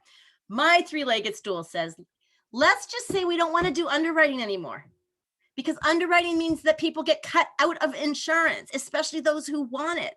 And it's not attracting the young, healthy people that can subsidize. So underwriting makes no sense. It also makes insurance more expensive because it adds admin costs. And all it does is cut out people who are sick. And the whole point of insurance is for sick people. If we want to get rid of underwriting, which both Republicans and Democrats agree to, what can we do? Well, the question that I just got was asking about that. You make everybody buy insurance. You make the healthy buy insurance. You make the young buy insurance. You make those 26-year-old men who are getting the 26-year-old woman pregnant buy insurance, because they're all in it together. And then you end up with a balanced risk pool because you're getting the healthier in. And so the price for everybody is going to be good. And if you go to the extreme, you put everybody in one risk pool, which is what single payer advocates argue for. But I will tell you, the third leg of the stool is, if you're going to require people to buy insurance, then you have to help them buy insurance. First of all, you need to tell them what insurance is and what the difference is between a managed care plan and a PPO and a health savings account, and what a premium is and a deductible and co-payment is, because they don't understand this stuff and they have to buy insurance. And then you tell them they have to buy insurance and they figure out what they want and they look to buy it and they can't afford it. Well, you can't make them have insurance if they can't afford it. So you have to help them both with information and with subsidies. So the three-legged stool is, if you want one, that you want to cover everybody, that first leg, you have to have the other two legs or the stool will not stand. The insurance companies won't survive and people can't afford insurance. So this is the way of addressing the spiral. So here's a cartoon that kind of describes that. The gap we hear about is the gap between rich and poor. The gap that we don't hear about is the old man is golfing and says to the young man, my gout's flaring up, buy more insurance. Really quickly, fast, because you're going to hear about this in more detail later. What did the ACA do? The ACA required a three-legged stool for the individual purchase. They told health plans they could no longer do underwriting, and then they offered help by creating an exchange or letting a state create the exchange, and they gave subsidies. They gave help financially to buy insurance. And now Biden has actually expanded how much money they're giving and to who gets it. And there is a lawsuit pending, but I assume you're going to get it otherwise, or in my talk this evening, you can ask me about that. There is a lawsuit pending that is changing the dynamics of this and maybe second questioning the need for a mandate, but ask me about that this evening. All right. Any questions about the individual purchasing pool? People who don't get insurance through work or through Medicare or Medicaid. Any questions on that or on employer-based coverage?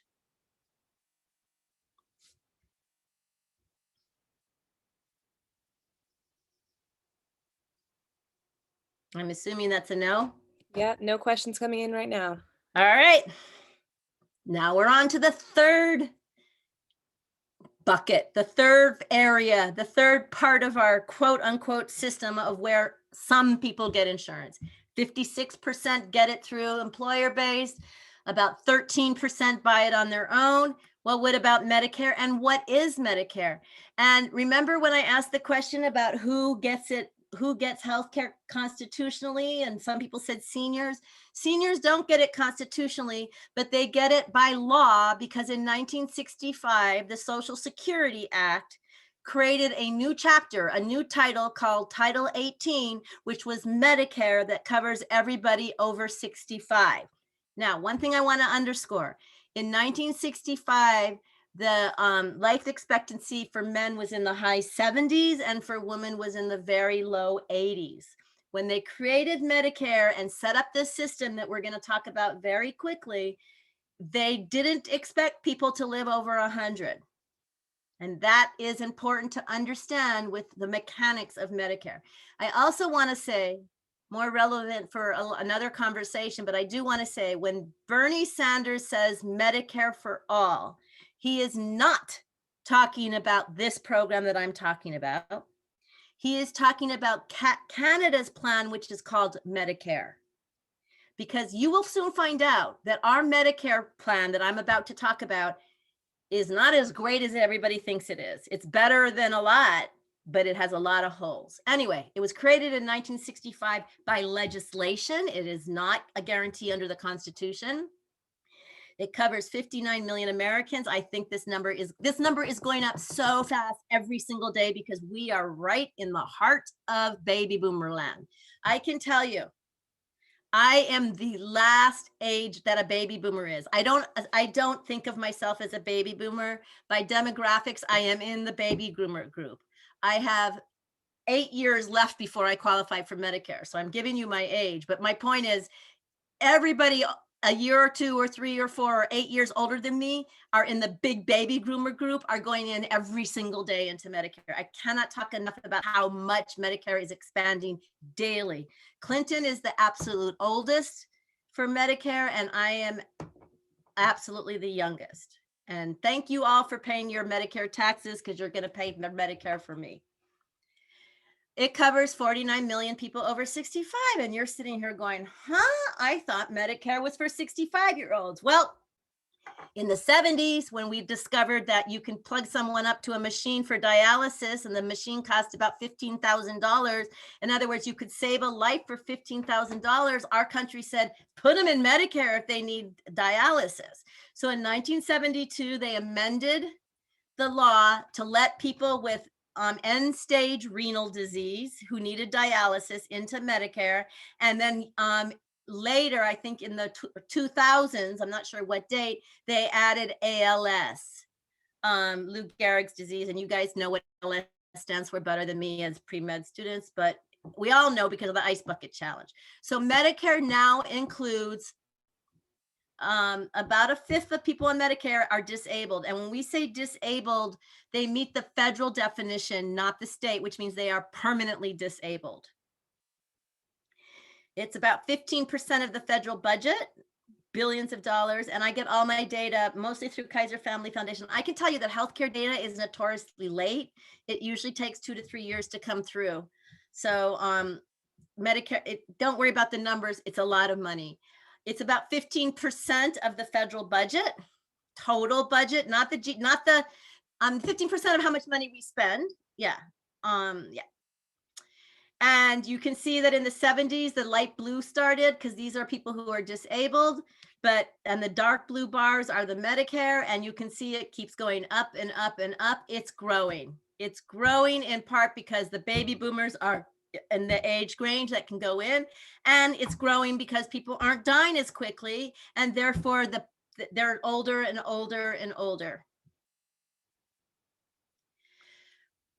When Medicare was created, they had 2 parts to it, Part A and Part B. Very original in how they named it. Later on, they expanded it to have a Part C that we now call Medicare Advantage, and then the Part D, which I'll be talking about. But A and B are what were created initially. What is A? How is A paid for? Well, let's start with what A is. I probably have this in the wrong order. A is inpatient care, hospital. How is it paid for? Well, we all pay for it. This was the question I got about who's paying in. Everybody who's working, 2.9% of your salary goes into the Medicare Trust Fund. 1.45 is deducted from your pay and your employer matches it. Again, an economist would say it's all your money anyway. 2.9% of it is funded by payroll tax. That money that you get you see on your pay card, that payment you put into the Medicare fund does not go to the general budget. It does not go for Congress to touch. It goes into a special bucket, a special account we call the trust fund. When it was created, people retired at 65 and they died at 80. And so they were only on it for 15 years or less or more, but on average. And they actually, there was enough money that there was more being paid in by far than being taken out. Now we're paying in almost as fast as seniors are taking it out. It is absolutely a redistribution of funds now. It was meant to be a savings account. So when seniors are walking around fighting the ACA saying, government, stay out of my Medicare, they're talking about Part A, and they're talking about the belief that they paid for it their entire life and now it's theirs. Not realizing that everything they paid for has long been paid out because the trust fund's not working anymore. It's not working because demographics and cost of healthcare combine. So Part A is funded by this Medicare trust fund. And every time a senior on Medicare or just someone on Medicare goes to the hospital in 2021, they pay about $1,500. So there is a deductible. And again, I'm showing you this deductible is something that Bernie Sanders would say he doesn't like about our Medicare. So Part A, meaning hospitalizations for people on Medicare, is paid for by the trust fund. And every time someone goes to the hospital, they pay a deductible. Part B, which is outpatient, it's physician care, it's laboratory, it's x-rays, it's nurse practitioners. Part B, outpatient, not including prescriptions, not including vision. The government pays, it's on in average, I mean, not in average, in total, the government is supposed to pay 75% and the individuals 25%. This does not have a special fund, so it comes out of the general fund, meaning everything that goes in from income taxes, meaning April 15th or now this year, May 17th, when we pay taxes, the government brings in how many trillions of dollars. The money for Part B Medicare comes out of that budget. And it has to pay for everybody. So we don't know exactly, as more people come, more money comes out. And that goes back to that first pie chart I showed you, where they have to pay this. They can't say, sorry, we ran out of money. They have to take money from something else. The individual is supposed to pay 25%, or the individuals en masse are paid 25%. And in 2021, that means they pay a monthly premium of $148. There's an asterisk because in 2009 was the first time they agreed that people who are richer pay more. It used to be everybody paid the same, whether you were Warren Buffett or Granny who lives on Social Security. Now Granny who lives on Social Security pays $148 and Warren Buffett pays a lot more. There is a deductible that goes into effect after the monthly premium is paid, but before anything else is paid, of $203 this year. This changes every year. And this money, by the way, comes right out of your Social Security payments if you have it. Otherwise, it's direct withdrawal from your bank. Then there is a co-insurance, not a co-payment. Every time you go to a doctor, you either pay 20% or you pay 35%. What one do you pay? It depends on whether the physician accepts Medicare payment or refuses to accept it. And if they refuse to accept it, you're still capped at 35% of Medicare payment. In other words, another thing Bernie Sanders hates about this is beneficiaries pay a lot of money. A lot of money every time they go to the hospital, and then they pay monthly for Part B, even if they never go to the doctor. And then the first $200 going to the doctor, they have to pay out of pocket. And then every time they go to the doctor, they have to pay a co-insurance. So what is Part C? So A and B is how it was set up. What is Part C? Well, Part C added managed care. It allowed health plans to get paid, not just individual doctors. It came about for two reasons. At the same time that employers were saying, we cannot afford paying for our health care for our employees, we need to find another answer. We can't keep doing indemnity plans. And they looked and they saw Kaiser and managed care, and employers wanted to save money and used managed care. The federal government wanted to save money and saw managed care. So that's one reason. The other reason is people who were born and raised, especially in California, but were born and raised in a Kaiser plan or another managed care plan. There were a few others, not many, but a couple. They were there their whole life. And all of a sudden they're 65 and they have to say goodbye to their doctor, goodbye to Kaiser, goodbye to their data and everything. We didn't have electronic medical records, and find another doctor. And they weren't happy. So actually individuals lobbied to be able to stay in their plans and not have to change doctors to go into managed care. So it was a push and a pull, a carrot and a stick. And the government amended the law to say, yes, you can get healthcare through a managed care plan. The federal government will pay the managed care plan a premium, of which some of the money will come from the trust fund and some of the money will come from Part B, and it will go to the health plan, and the health plan has to offer everything that Medicare offers. It can offer more, but it cannot offer less. Now, these health plans make, excuse my French, a shit ton of money. Because what they did and how it was set up initially in the 1980s is they looked on average to see how much someone cost in Medicare. And let's say they came up with, on average, everybody in Medicare costs $10,000.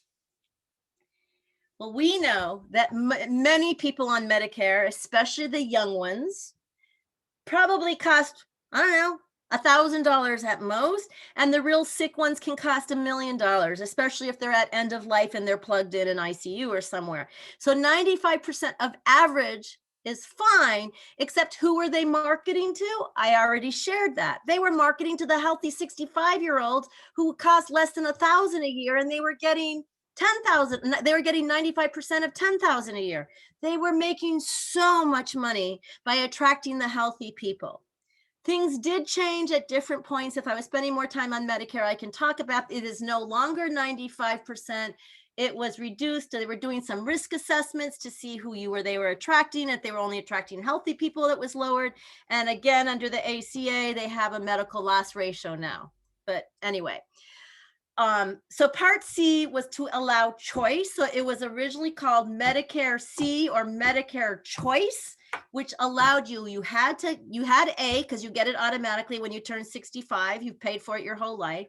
You can choose to get B. If you don't do B the first month or 2 months, I think, month before and month after of turning 65, if you don't buy B, you pay more every single month you delayed. Can someone tell me why?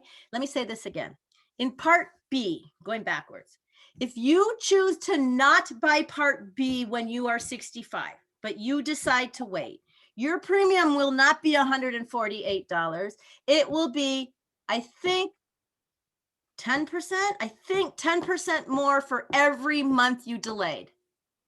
And never mind the 10%, whatever percent it is, it will be that much more. If you waited 4 months, you will pay 4 or 40 or whatever percent more for the rest of your life in Medicare. Why do they charge more if you don't do it right away? What are they trying to avoid, and how does that work? All right, so from the audience, because you're healthiest when you're 65 and it will cost them less. Okay, that's true, but finish that thought. And therefore, we also have avoiding the death spiral because they aren't sharing the risk when they're lower risk. exactly. So those two together, although I'm going to use a different term, they're trying to avoid adverse selection.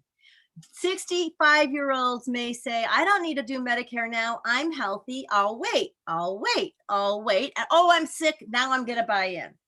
They don't want you to buy in. They want, when you're sick, they want to make you buy in when you are the youngest, healthiest you can possibly be, so that you can avoid the spiraling out, so that you don't adversely select in later. So the whole point of that requirement is to make you buy in when your risk is the least. So that's exactly right. So I forgot. Oh, so if you are in Part C, you still have to take Part B. You pay your premium in B. You get A automatically. You don't have the deductibles, though. The government takes some money from A, takes some money from the general fund, the B money, and gives it to the health plan. And then you may have an extra premium in the health plan. You may have deductibles. You may have co-payments. It's all plan specific. But you also then have underwriting.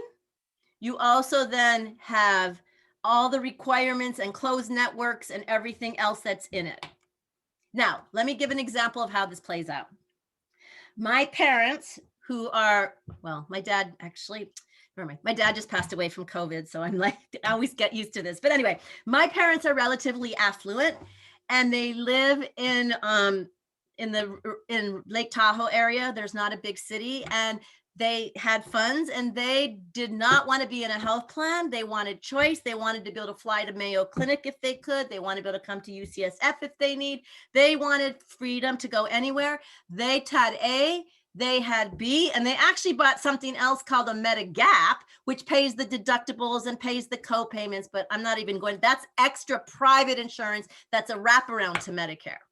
And they can go anywhere in the country and go to a Medicare provider, and they pay for their B plan. If they go to the hospital, they pay their co-payment, and actually they don't even pay their deductible. They don't have to pay the co-payments or deductibles because they were wealthy enough to afford Medigap plan. My mother-in-law, when my father-in-law passed away, my mother-in-law, it was scattered and not affluent and kind of confused and needed psychiatric care, and we couldn't find a psychiatrist to treat her in Sacramento, and she was moving to a new area, and things were really hard for her. And I'm like, get into Kaiser Medicare. They'll take care of everything. You don't have to worry about getting an extra gap plan. You don't have to worry about if you get sick and having co-payments and co-insurance. So for her, Part C, Kaiser Medicare is perfect. But my parents, who are more affluent, could go where they want. So there are different reasons to do this, including those who've been with Kaiser their whole life and want to stay. Part D, a new edition, really relatively new, came out under Bush, which is fascinating. Here we have a Republican expanding an entitlement. Fascinating. We can figure out why in a little bit. It was passed in 2003, and it was into effect in 2006, and it is a way of covering drug costs because drugs were not covered before in A or in B. A lot of C plans, especially when they were getting overpaid in the 90s, they would actually offer free pharmacy as an incentive to get the healthy. When you come dancing on our boat and you give you free cocktails and you dance all night, oh, by the way, if you want to come into our plan, we have free prescription. They don't, they were advertising it to certain people. So otherwise, no, there was no, my parents under their Medigap plan, prescription drugs would be covered, but that was for only private coverage, people who could afford it. And those plans, by the way, the Medigap plans are in fact do underwriting and still do. Anyway, the Medicare Modernization Act was passed in 2003. It is voluntary, like Part B voluntary. Meaning, if you don't buy it the day you're eligible, plus a month or minus a month, something like that, when you do buy it, you will pay more in your premium forevermore. So just like Medicare Part B, they don't want to wait till you can't afford your drugs for you to decide to join this drug plan. You join the drug plan immediately. So my friends, as they turn 65, they get A and they get B and they get D. If they decide to get C, they don't have to get D because C includes D, but this is so confusing. And then my friends, a lot of them also get a Medigap plan. So this is confusing. This is why I wanted to clarify that when Bernie Sanders says Medicare for all, he is not talking about this. He's talking about Canada's single payer. Money, like it's all like Part B, 25% comes from the individual, 75% comes from general funds, 57 million people bought it. It's you're penalized if you don't pay. It's 1% per month delay. And this act does not allow Medicare to negotiate drug prices. Meaning Medicare pays the asking price of pharma. Meaning, how did a Republican president pass an expansion? Pharma made it happen. The politics of this is fascinating. All right, so let's pull this together. How much does it cost for someone on Medicare annually? Well, Part A and B, they don't have a premium from A. They've been paying for it. They've been paying for it their whole life, and we're paying for them. But they do have a deductible every time they go to the hospital. There's also a premium at a minimum. It's $148.50 a month. If you earn more, it's higher. And if you didn't get it when you were first eligible, it's higher. There's also a deductible every year before it goes into effect. You either pay 20% or 35% co-insurance. There's no prescription, no dental, no eyeglass, foot care, blah, blah, blah. Part C, you get A and B together, but you give up choice of providers. You get locked into the plan with prior authorizations and in-network doctors. You may have an extra premium. You may have a deductible. You may have co-payments. It depends on the plan. Part D, the cost is also plan dependent. This is so confusing. You pay a premium, you pay a deductible, and you pay co-insurance, but you pay different amount of co-insurance depending on how much your total cost of drugs are, including a point in time where you pay 100% because you reach the donut hole. The donut hole is closing. I don't want to spend a lot of time on it, but all I want to say about Plan D is it's not inexpensive. In fact, not only is it very expensive, it's very confusing. And the costs go up and the costs go up, the percentage of the general budget, the percentage of federal spending, the total dollar amount, it just keeps going up. All right. A couple more slides and then I'll stop for questions for Medicare. So in 2015, Medicare, if you were in what we call traditional Medicare, not in Part C, not in managed care, then the government, CMS, Center for Medicare and Medicaid Services, where I worked for 10 years, paid fee for service. They paid a premium to a health plan in C, and then the health plan may capitate, the health plan may do whatever it does, but traditional Medicare was paying fee for service. And they were paying a lot, and it was going up in prices. And when Clinton was president, he managed to balance the budget. And one of the things he did was cut how much doctors got paid. He just cut it across the board, how much they got paid. This is in Part B. So he cut across the board, and it was called a sustainable growth rate. And he said, look, if the inflation goes up, if our economy improves by 1%, you'll get a 1% improvement. If it improves by 40%, you'll get a 40% increase. In other words, we're going to link Medicare increases to how the economy is going. And the first 10 years, people were fine. They loved it. The economy was getting stronger and stronger and stronger and stronger, and they were getting paid more and more and more. And then the economy crashed. And they were supposed to get a cut in 2005, and they were supposed to get a cut in 2006. And then in 2008, the cumulative cut was supposed to be 20%. And they just started to kill it. The organized medicine was not going to let the sustainable growth rate go into being. Now, they were going to let it be implemented when it was going up. They just refused to let it be implemented when there were supposed to be cuts. One of the questions that they talk about in terms of single payer, if our economy crashes and there's a huge cut, what then? So there was a huge cut in the way they were supposed to pay for Medicare, and AMA killed it. And one of the reasons why AMA supported ACA when they hadn't supported any healthcare reform before is Obama promised to get rid of the sustainable growth rate and to get rid of the 21% funding cut. But the agreement they made is they were going to pay doctors differently. They were going to pay under what they call MACRA, the Medicare Access and Chip Reauthorization Act. Now, the Chip Reauthorization Act, I'm going to get to in a couple slides. It's not part of Medicare. It's another delivery system, and it is not an entitlement, which means Congress has to allocate funds, reauthorize funds every year. So they authorized CHIP, and we'll talk about what CHIP is later, and they created MACRA payment for physicians in Medicare. It is not fee for service. The idea is you cannot, that the agreement made between the AMA, the powers that be, and the federal government was, we're going to move away to fee for service. We can do this now because doctors now have electronic health records. I can tell you, when I worked from the CMA from 2000 to 2007, most of our physicians still didn't have electronic health records. So the ACA actually gave money to physicians to help them develop healthcare records.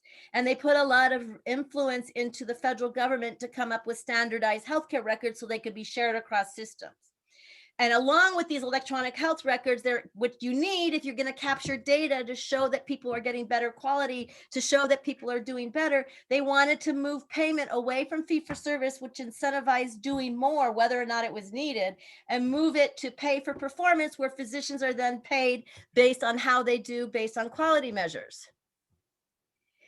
And they link it to incentive plans and how they can get paid and how they get increases based on how they do in 4 areas of quality, in terms of quality, cost, and if they're doing things, if they are improving every year, even if they're not still showing good quality outcomes, but if they're improving, they get some reimbursement. If they're able to communicate around and have electronic health records and share the records with specialists and so forth, all these incentives, the world that you're going to be practicing in is a result of MACRA and the influences. Now all my doctors can have the same medical records. I can go on, everybody can see it. It's all of that is incentivized under this funding through MACRA, which in part is moving away from fee for service. Most physicians are not yet getting full pay for performance rate. And I think part of the issue is they don't have the data to show for it. And physicians, especially specialists, by definition, some of them only have sicker people. And it's just, we don't know how to measure quality exactly. I mean, this is a whole nother lecture, and I don't know if you have a quality lecture in this class that you're taking, but measuring quality is problematic and political. So this is still being worked out, and they are still moving through the system. But the point of this is to move away from fee for service and move into a pay for performance, and you get bonuses for having good quality measures, showing that your costs are going down, showing that you're trying to improve. A lot of case management and reaching out to people and reminding them to get their vaccines and stuff is all about improvement activities. Quick, by the way, we do have a series of quality lectures. They're both on the Thursday, the 15th, and we'll also be talking about how that ties to payment. Perfect. So you're going to hear more about the ACA. What does the ACA do to Medicare? Actually, not that much. On the edges, they did a lot, but really for most people in Medicare, no. And the reason why seniors vote, seniors don't want you to touch their Medicare. Politicians are afraid to touch Medicare. It's considered the third rail. Anybody who comes from a big city where there's especially in New York, where there's subways, there is a live wire of that gives off electricity and can kill you. Medicare is considered that live wire in politics. And so they didn't really touch that much. They did make it so there's no cost sharing. You don't have your co-insurance when you go for preventative plans. And actually this should say no cost sharing at point of service for preventative care. I hope it still shows. Can you still see my slides? Yep. Okay. Well, now it's loading and we see you in presenter mode now. Okay, not what I wanted. And is it still presenter mode? Yes. Now I shouldn't have touched anything. Now I don't even know where I am. No, It was you're all good. working so well. Okay, let me find out where I was. I was here and I want to get out of presenter mode. And why won't it let me do that?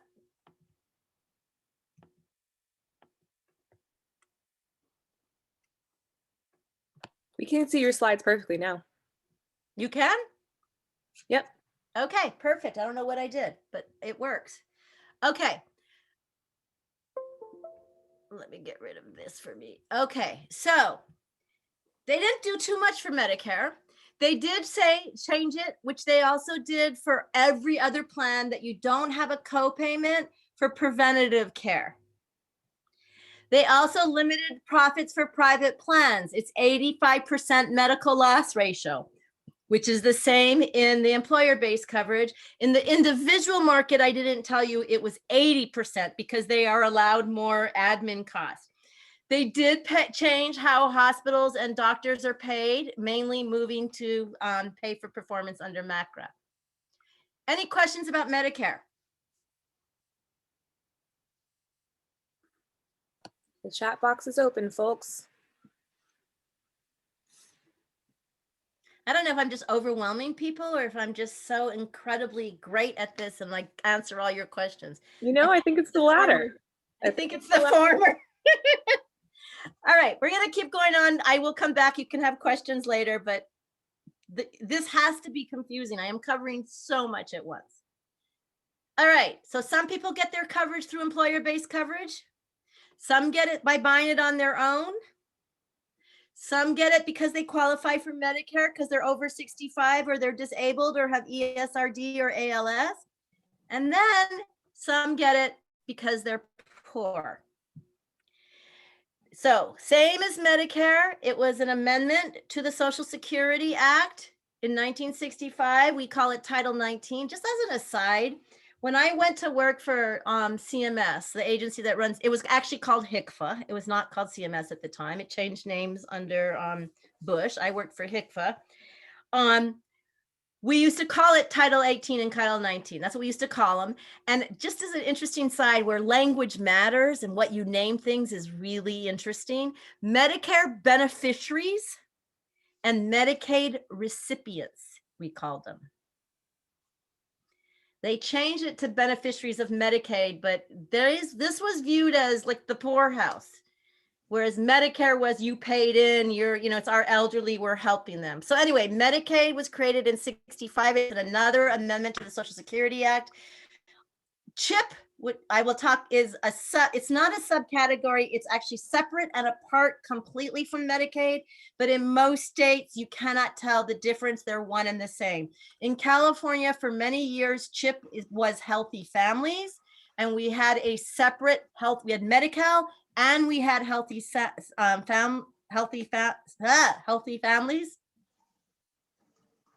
Healthy families doesn't sound right.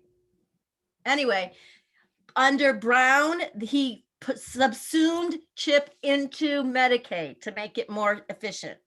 So we no longer register for CHIP differently. You just get Medicaid. You may not know that you are in Medi-Cal, if you will, but you really have healthy families. You may not know that.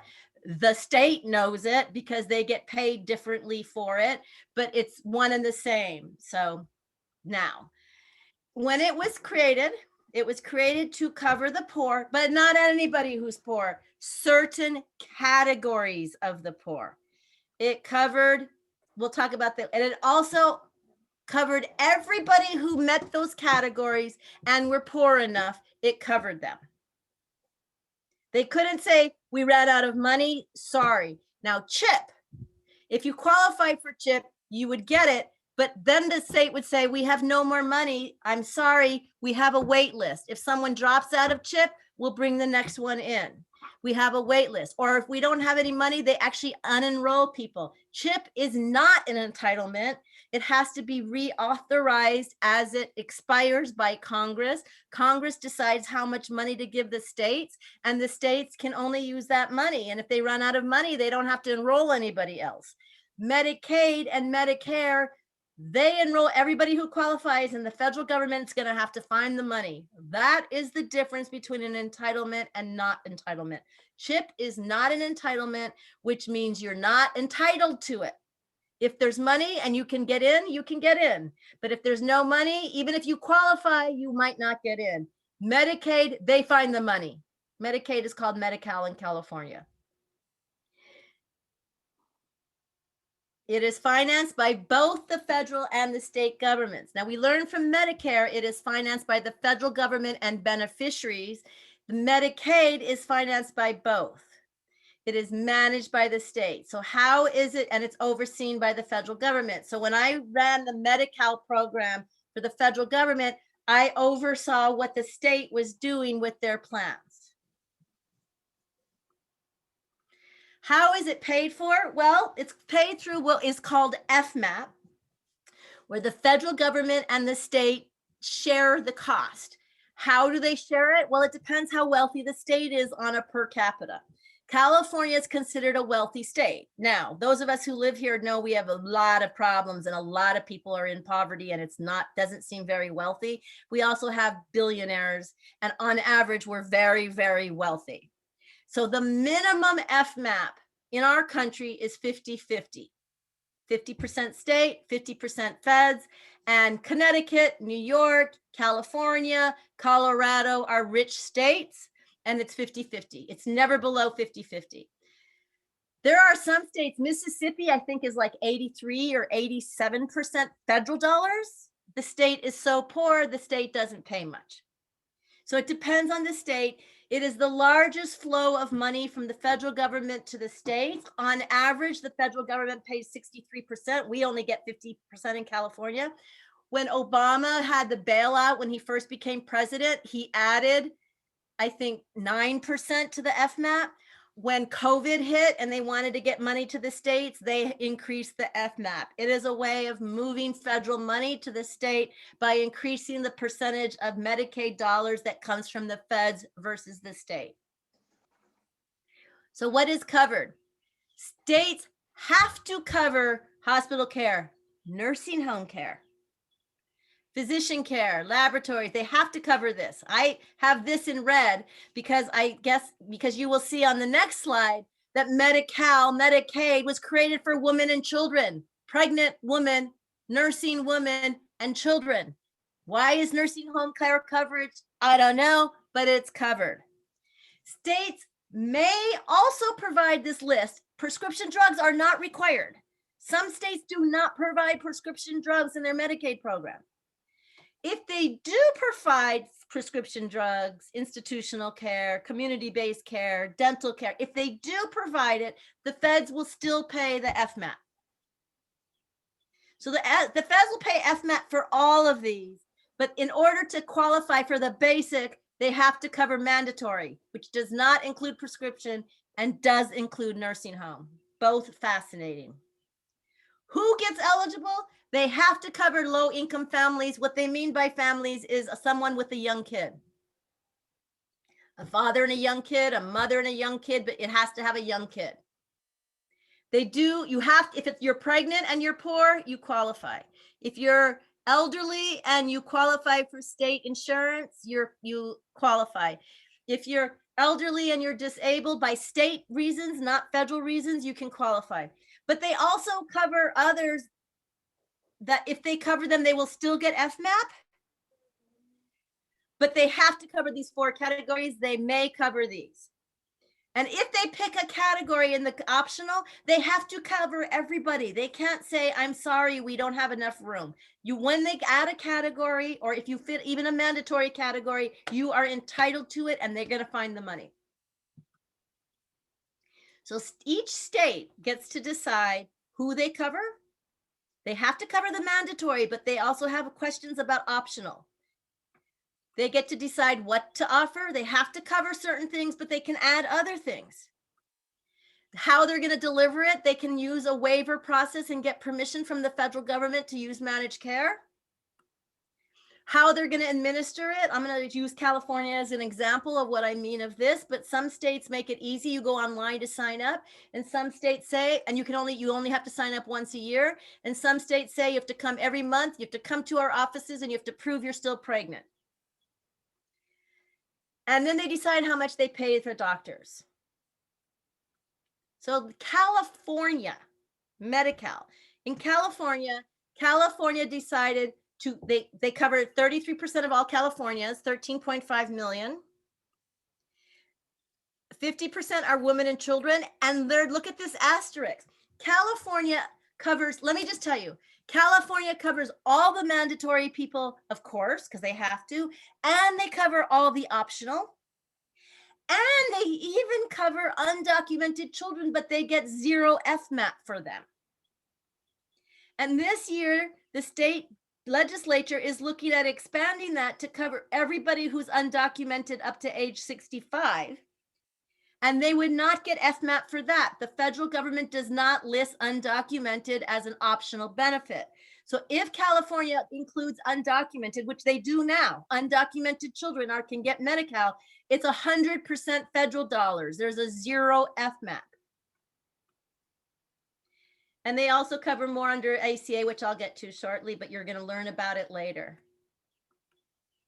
What are they going to cover? Well, California covers all the optional benefits. They, of course, cover all the mandatory benefits. They have to. And all the optional benefits, they get 50% federal dollars. Actually, during COVID, it's higher. And they even cover some others that are not any federal dollars. For example, in California, Medi-Cal covers abortion. It gets 0 FMAP for that. How to cover? California's moved to managed care. I think it's over 80% now. They do it through waivers, which they're supposed to assure quality and access, but they moved everybody into managed care. So they move the risk to a health plan and they can plan better. They pay a low amount. So I started this talk talking about how California is a social justice state compared to other states. Well, they cover everybody, they cover everything, and other states don't cover anything optional. They don't cover any extra people. They don't cover the optional benefits, and they also but they may pay more or something. I mean, like in Arizona, when I went on site visits to look at docs, so California, when I go on site visits to look at Medi-Cal providers, most of them are in not such great parts of town. But also most of them are clinics. Most of them are federally qualified community clinics. When I went to look at Medicaid plans in Arizona, they were like my kid's private pediatrician office because they paid so well for them that all providers took them. In California, they don't pay very well. They could be very generous, but what they sometimes say is, all they gave you is a card and now you get to go find your doctor. Good luck. In California, a lot of the provider network are clinics. This is just showing you how little they pay, comparing it to Medicare, because Medicare is the same all across the country. The US average of Medicaid is 66% of what Medicaid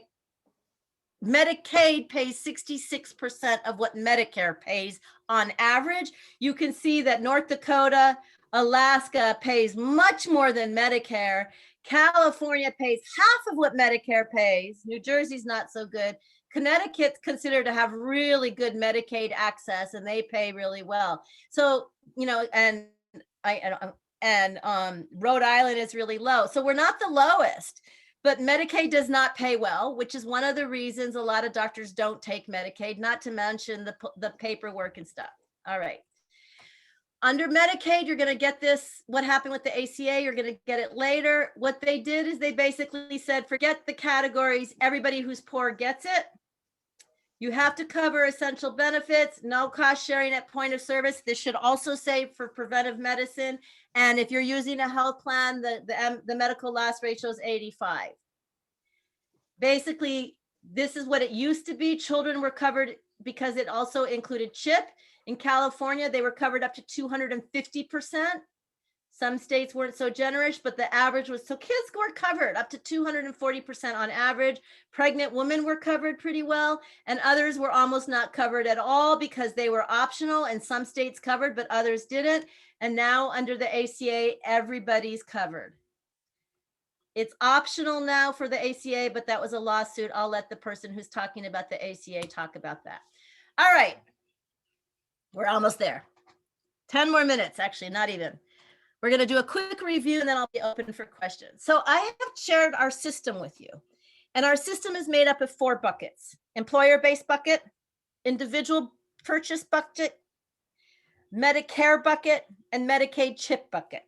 And this slide is showing how these buckets have so many holes in them. And so people are uninsured. All this water coming out are people who don't fit into any of the buckets. So I'm going to do a really quick review about why someone may not fit into any one of these buckets and talk about how many people are uninsured, and then I'm done. So the employer-based bucket, in order to get employer-based coverage, you have to be employed. And then you have to be, or you can be a dependent up to 26 now under ACA. Your company has to offer insurance. Now, before the ACA, there was no requirement. Now, if you have more than 200 people, they have to offer. And then you have to meet the requirements for it being offered. For example, you need to be full-time, you need to work enough hours per week, you need to have been there 3 months. Some of them don't do it automatically. And then you have to say, yes, you'll take it, which means you have to pay for it. And some people can't afford to pay for it. And then if you have employer-based coverage, you have to stay with that employer because if you change your job, you lose your insurance. So these are reasons why a lot of people don't have employer-based coverage. Medicare. Now you should be able to answer this. It's just meant as a review. In order to get Medicare, you have to be 65 or older, or disabled, or have ALS or ESRD. Then you have to pay, and everybody can't wait to get Medicare. It's good. It's still very problematic. Good employer-based coverage is better than Medicare. It's just there aren't that many plans that are great employer-based coverage anymore. You have to pay premiums for Part B and D, no premiums in A. And you have to pay right away or it costs more. You have co-payments, co-insurance, and deductibles in all A, B, and D. And it's so confusing. Do you want A and B and D separately, or do you want to get it, or do you want to get it through C? And then what about a Medigap plan? And, you know, are you in network? Are you end network or whatever? Medicare is confusing. And some of these people have dementia and are old and are 100 years old and live in nurse. And if you're in nursing homes, it's not Medicare that covers nursing homes. It's Medicaid, but you have to be poor in Medicaid. So you probably want to pay, you want to be poor to get Medicaid. Long-term care is another whole discussion. Who gets Medicaid and SCHIP? Why is there a hole in this bucket? Well, you have to be eligible, which means you have to be poor.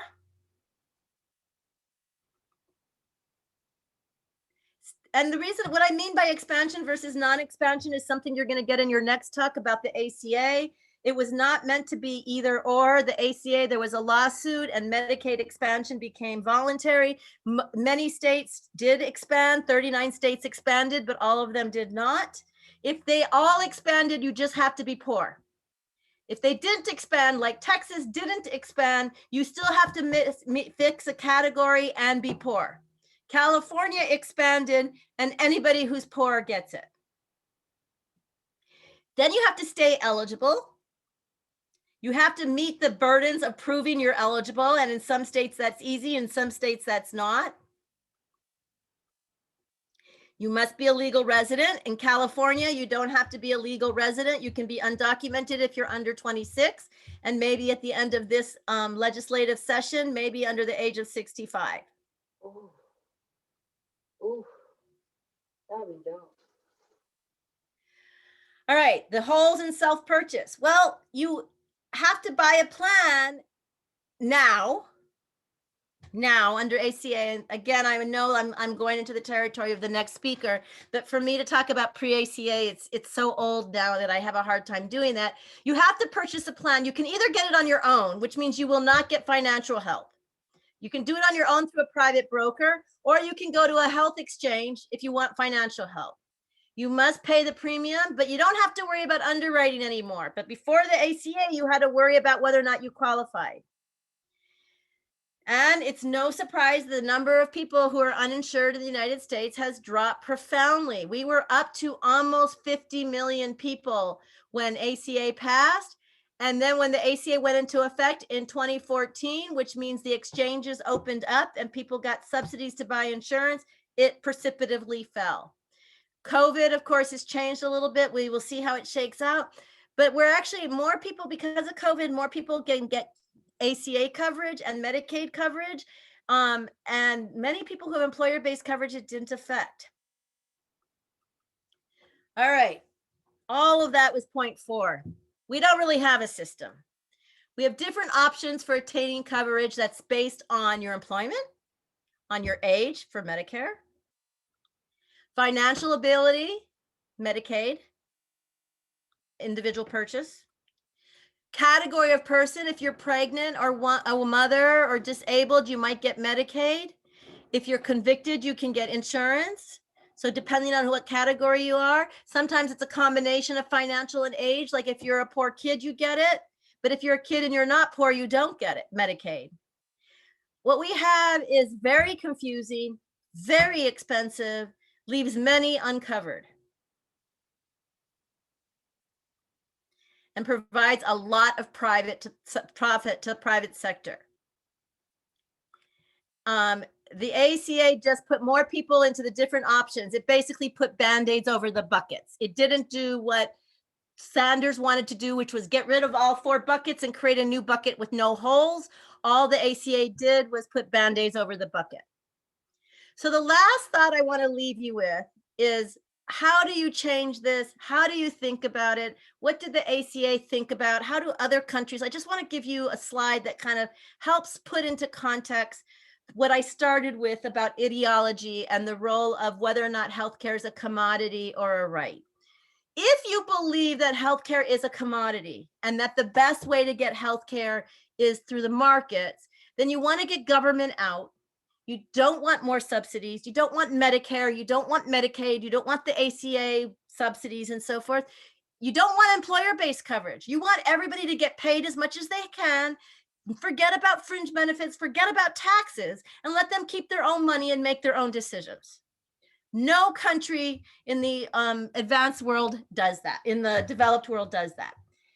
If you believe healthcare is a right, you don't think it's about markets and buying and selling and profits. You think that the government should take over and the government should make sure that everybody gets what they get and people cross-subsidize and people redistribute and we pay a lot of taxes and we may or may not get the bang for the buck in our taxes. We may pay taxes and never go to a doctor, but one day we will go to a doctor, but everybody's helping everybody. We're all in a single risk pool. Our country, people may believe the extremes, but our political process is such that we have purple. Blue and red make purple, and the ACA is purple. Let's keep a combination of market and governments, which is our current status quo. The other developed countries, it's more in the blue, but I can tell you that many developed countries are looking to bring in more red issues in and trying to put in more co-payments because they can't afford it forever. The purple and what ACA tried to do is to fix parts that don't work, but keep what does and build upon things. All right, that is it for my preferred comments, which is not a small amount. And any questions? And I can't believe there's not, so I'm going to presume there is. Yeah, we have about 10 minutes left for questions, so by all means ask them. We'll be reiterating some of the points that were brought up in this lecture. We have a separate lecture around Medicare and how an actual patient makes the decision about choosing the right plan for them, especially in the managed care place. We'll have a talk about the safety net and really dive into why and how some of those holes have been caught, if you will, how some of that water is caught in terms of the holes in the bucket. We'll have a talk, obviously, about the Affordable Care Act right after this. So if you're feeling lost, don't worry, there's opportunity to get a little bit more of this information, but please ask the questions while we have the expert herself here.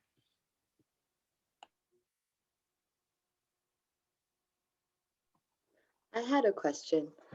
Hi, I'm Santana. I go to the University of Arizona and I'm currently a undergrad, interested in public health as a graduate.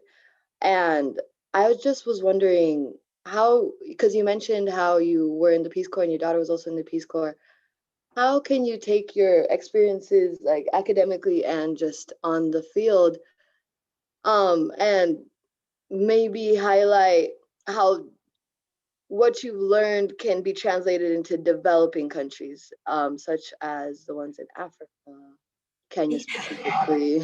Well, this talk is not something that I think one can carry over. What can carry over is what not to do, perhaps. I mean, it's just so, but again, this, as I tried to say, nothing that we have was really planned. It's all piecemeal. So I think if you're looking at trying to get people health care, and I started off by saying healthcare is a small percentage of health. If you're doing overseas work, getting health care is what we, some people focus on, but it should only be about 10% of what we focus on. We should be focusing on everything else, like nutrition and clean air and clean, and housing and education and food, all that stuff. So a lot of Peace Corps work and a lot of international work focuses on everything else that's related to someone's health, not health care. But for those who do focus on health care, you can have insurance coverage, and I would not do anything I talked about here. I would look at other countries because we have a hard time breaking up what we have because it's the status quo.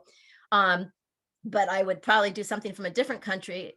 But a lot of them don't worry about giving people an insurance card that figures out how to pay. What instead they're trying to do is get healthcare delivery, basically clinics out there, and not worry about insurance coverage. So I don't think it's directly translatable. When I was in the Peace Corps, I was an art history major, so I went to Nepal. I ended up teaching English because that's what I was qualified to do. And while there, my villagers were dying of preventable diseases, cholera, maternal death. I mean, girls were getting married really young. They were, no clean water. And that's where I learned about public health. And the focus in public health that I became most interested in was, and actually it's because I came back from the Peace Corps and I worked for the AIDS Foundation in Hawaii in 1989. I came back into the middle of the AIDS epidemic and realized, as much as I was loving working overseas, our country had its own problems. And I wanted to make sure that people had access to care regardless of their disease or their color or their age or anything. So that became my subcategory. These specific tools, it's more about what not to do and how to set things up, I think would be more directly related. But in most of the countries that Peace Corps is in, we are so far away from system change and more about system building. So I'm not sure if I'm really answering your questions. There's so much in public health that you could study that will be much more directly related rather than the talk I just gave you. I hear you. Okay, thank you. Thank you so much. And Santana, admittedly, our course is very US centric. We do not have much of a global focus. This is really focused on our system in the United States. I think there certainly is a lot to learn in terms of what we do well. There's a lot to learn in terms of what we don't do well. You'll hear from a couple of our talks, namely with Tony Eiten tomorrow evening, around how we as the United States of America have decided to invest in certain things compared to other countries. So if you wanted a little bit more of a global context, that might be a good talk to come to. Okay, we do have a question in the chat from April asking, how has the pandemic affected the ACA? Do you see policymakers shifting towards the idea of extending coverage for those under the age of 65? So I think they're two separate questions.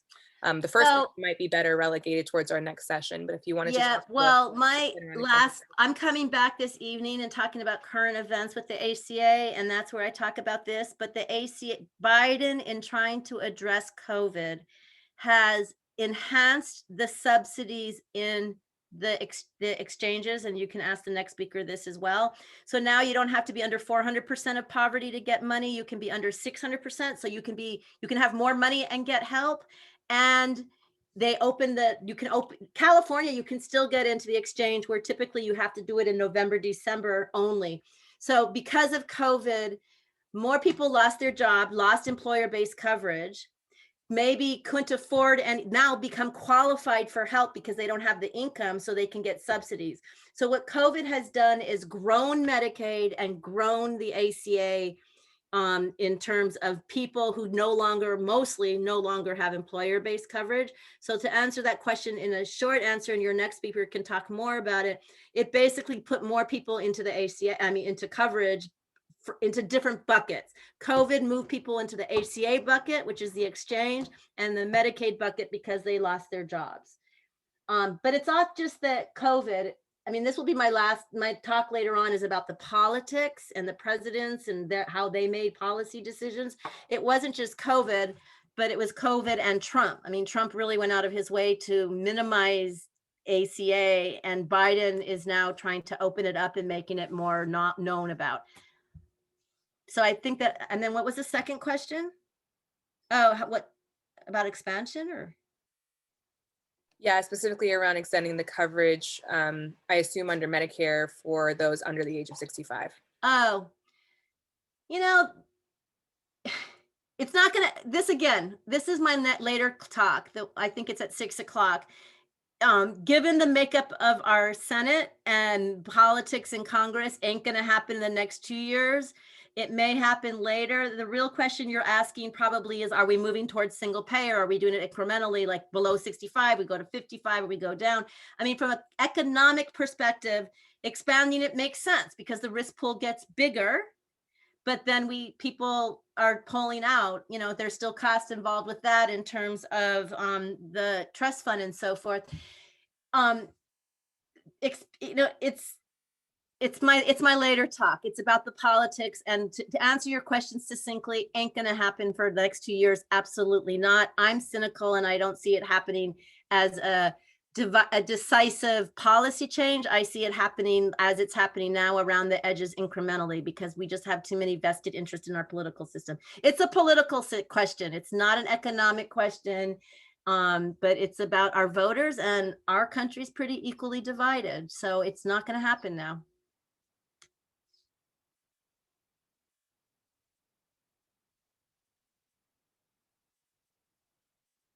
Okay, I should mention that the feedback link is now live. Give us feedback about this session.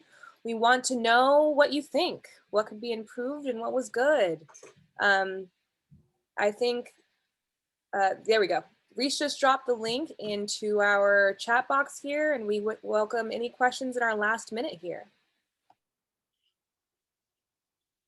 And if we don't get questions, I just want to thank you, Dr. Flagg. You've been a contributor and supporter of this effort since our first year last year. And we always thank you because you cover really the meat and potatoes, if you will, around understanding our political system. For those that are sticking with us, our next session starts at 55.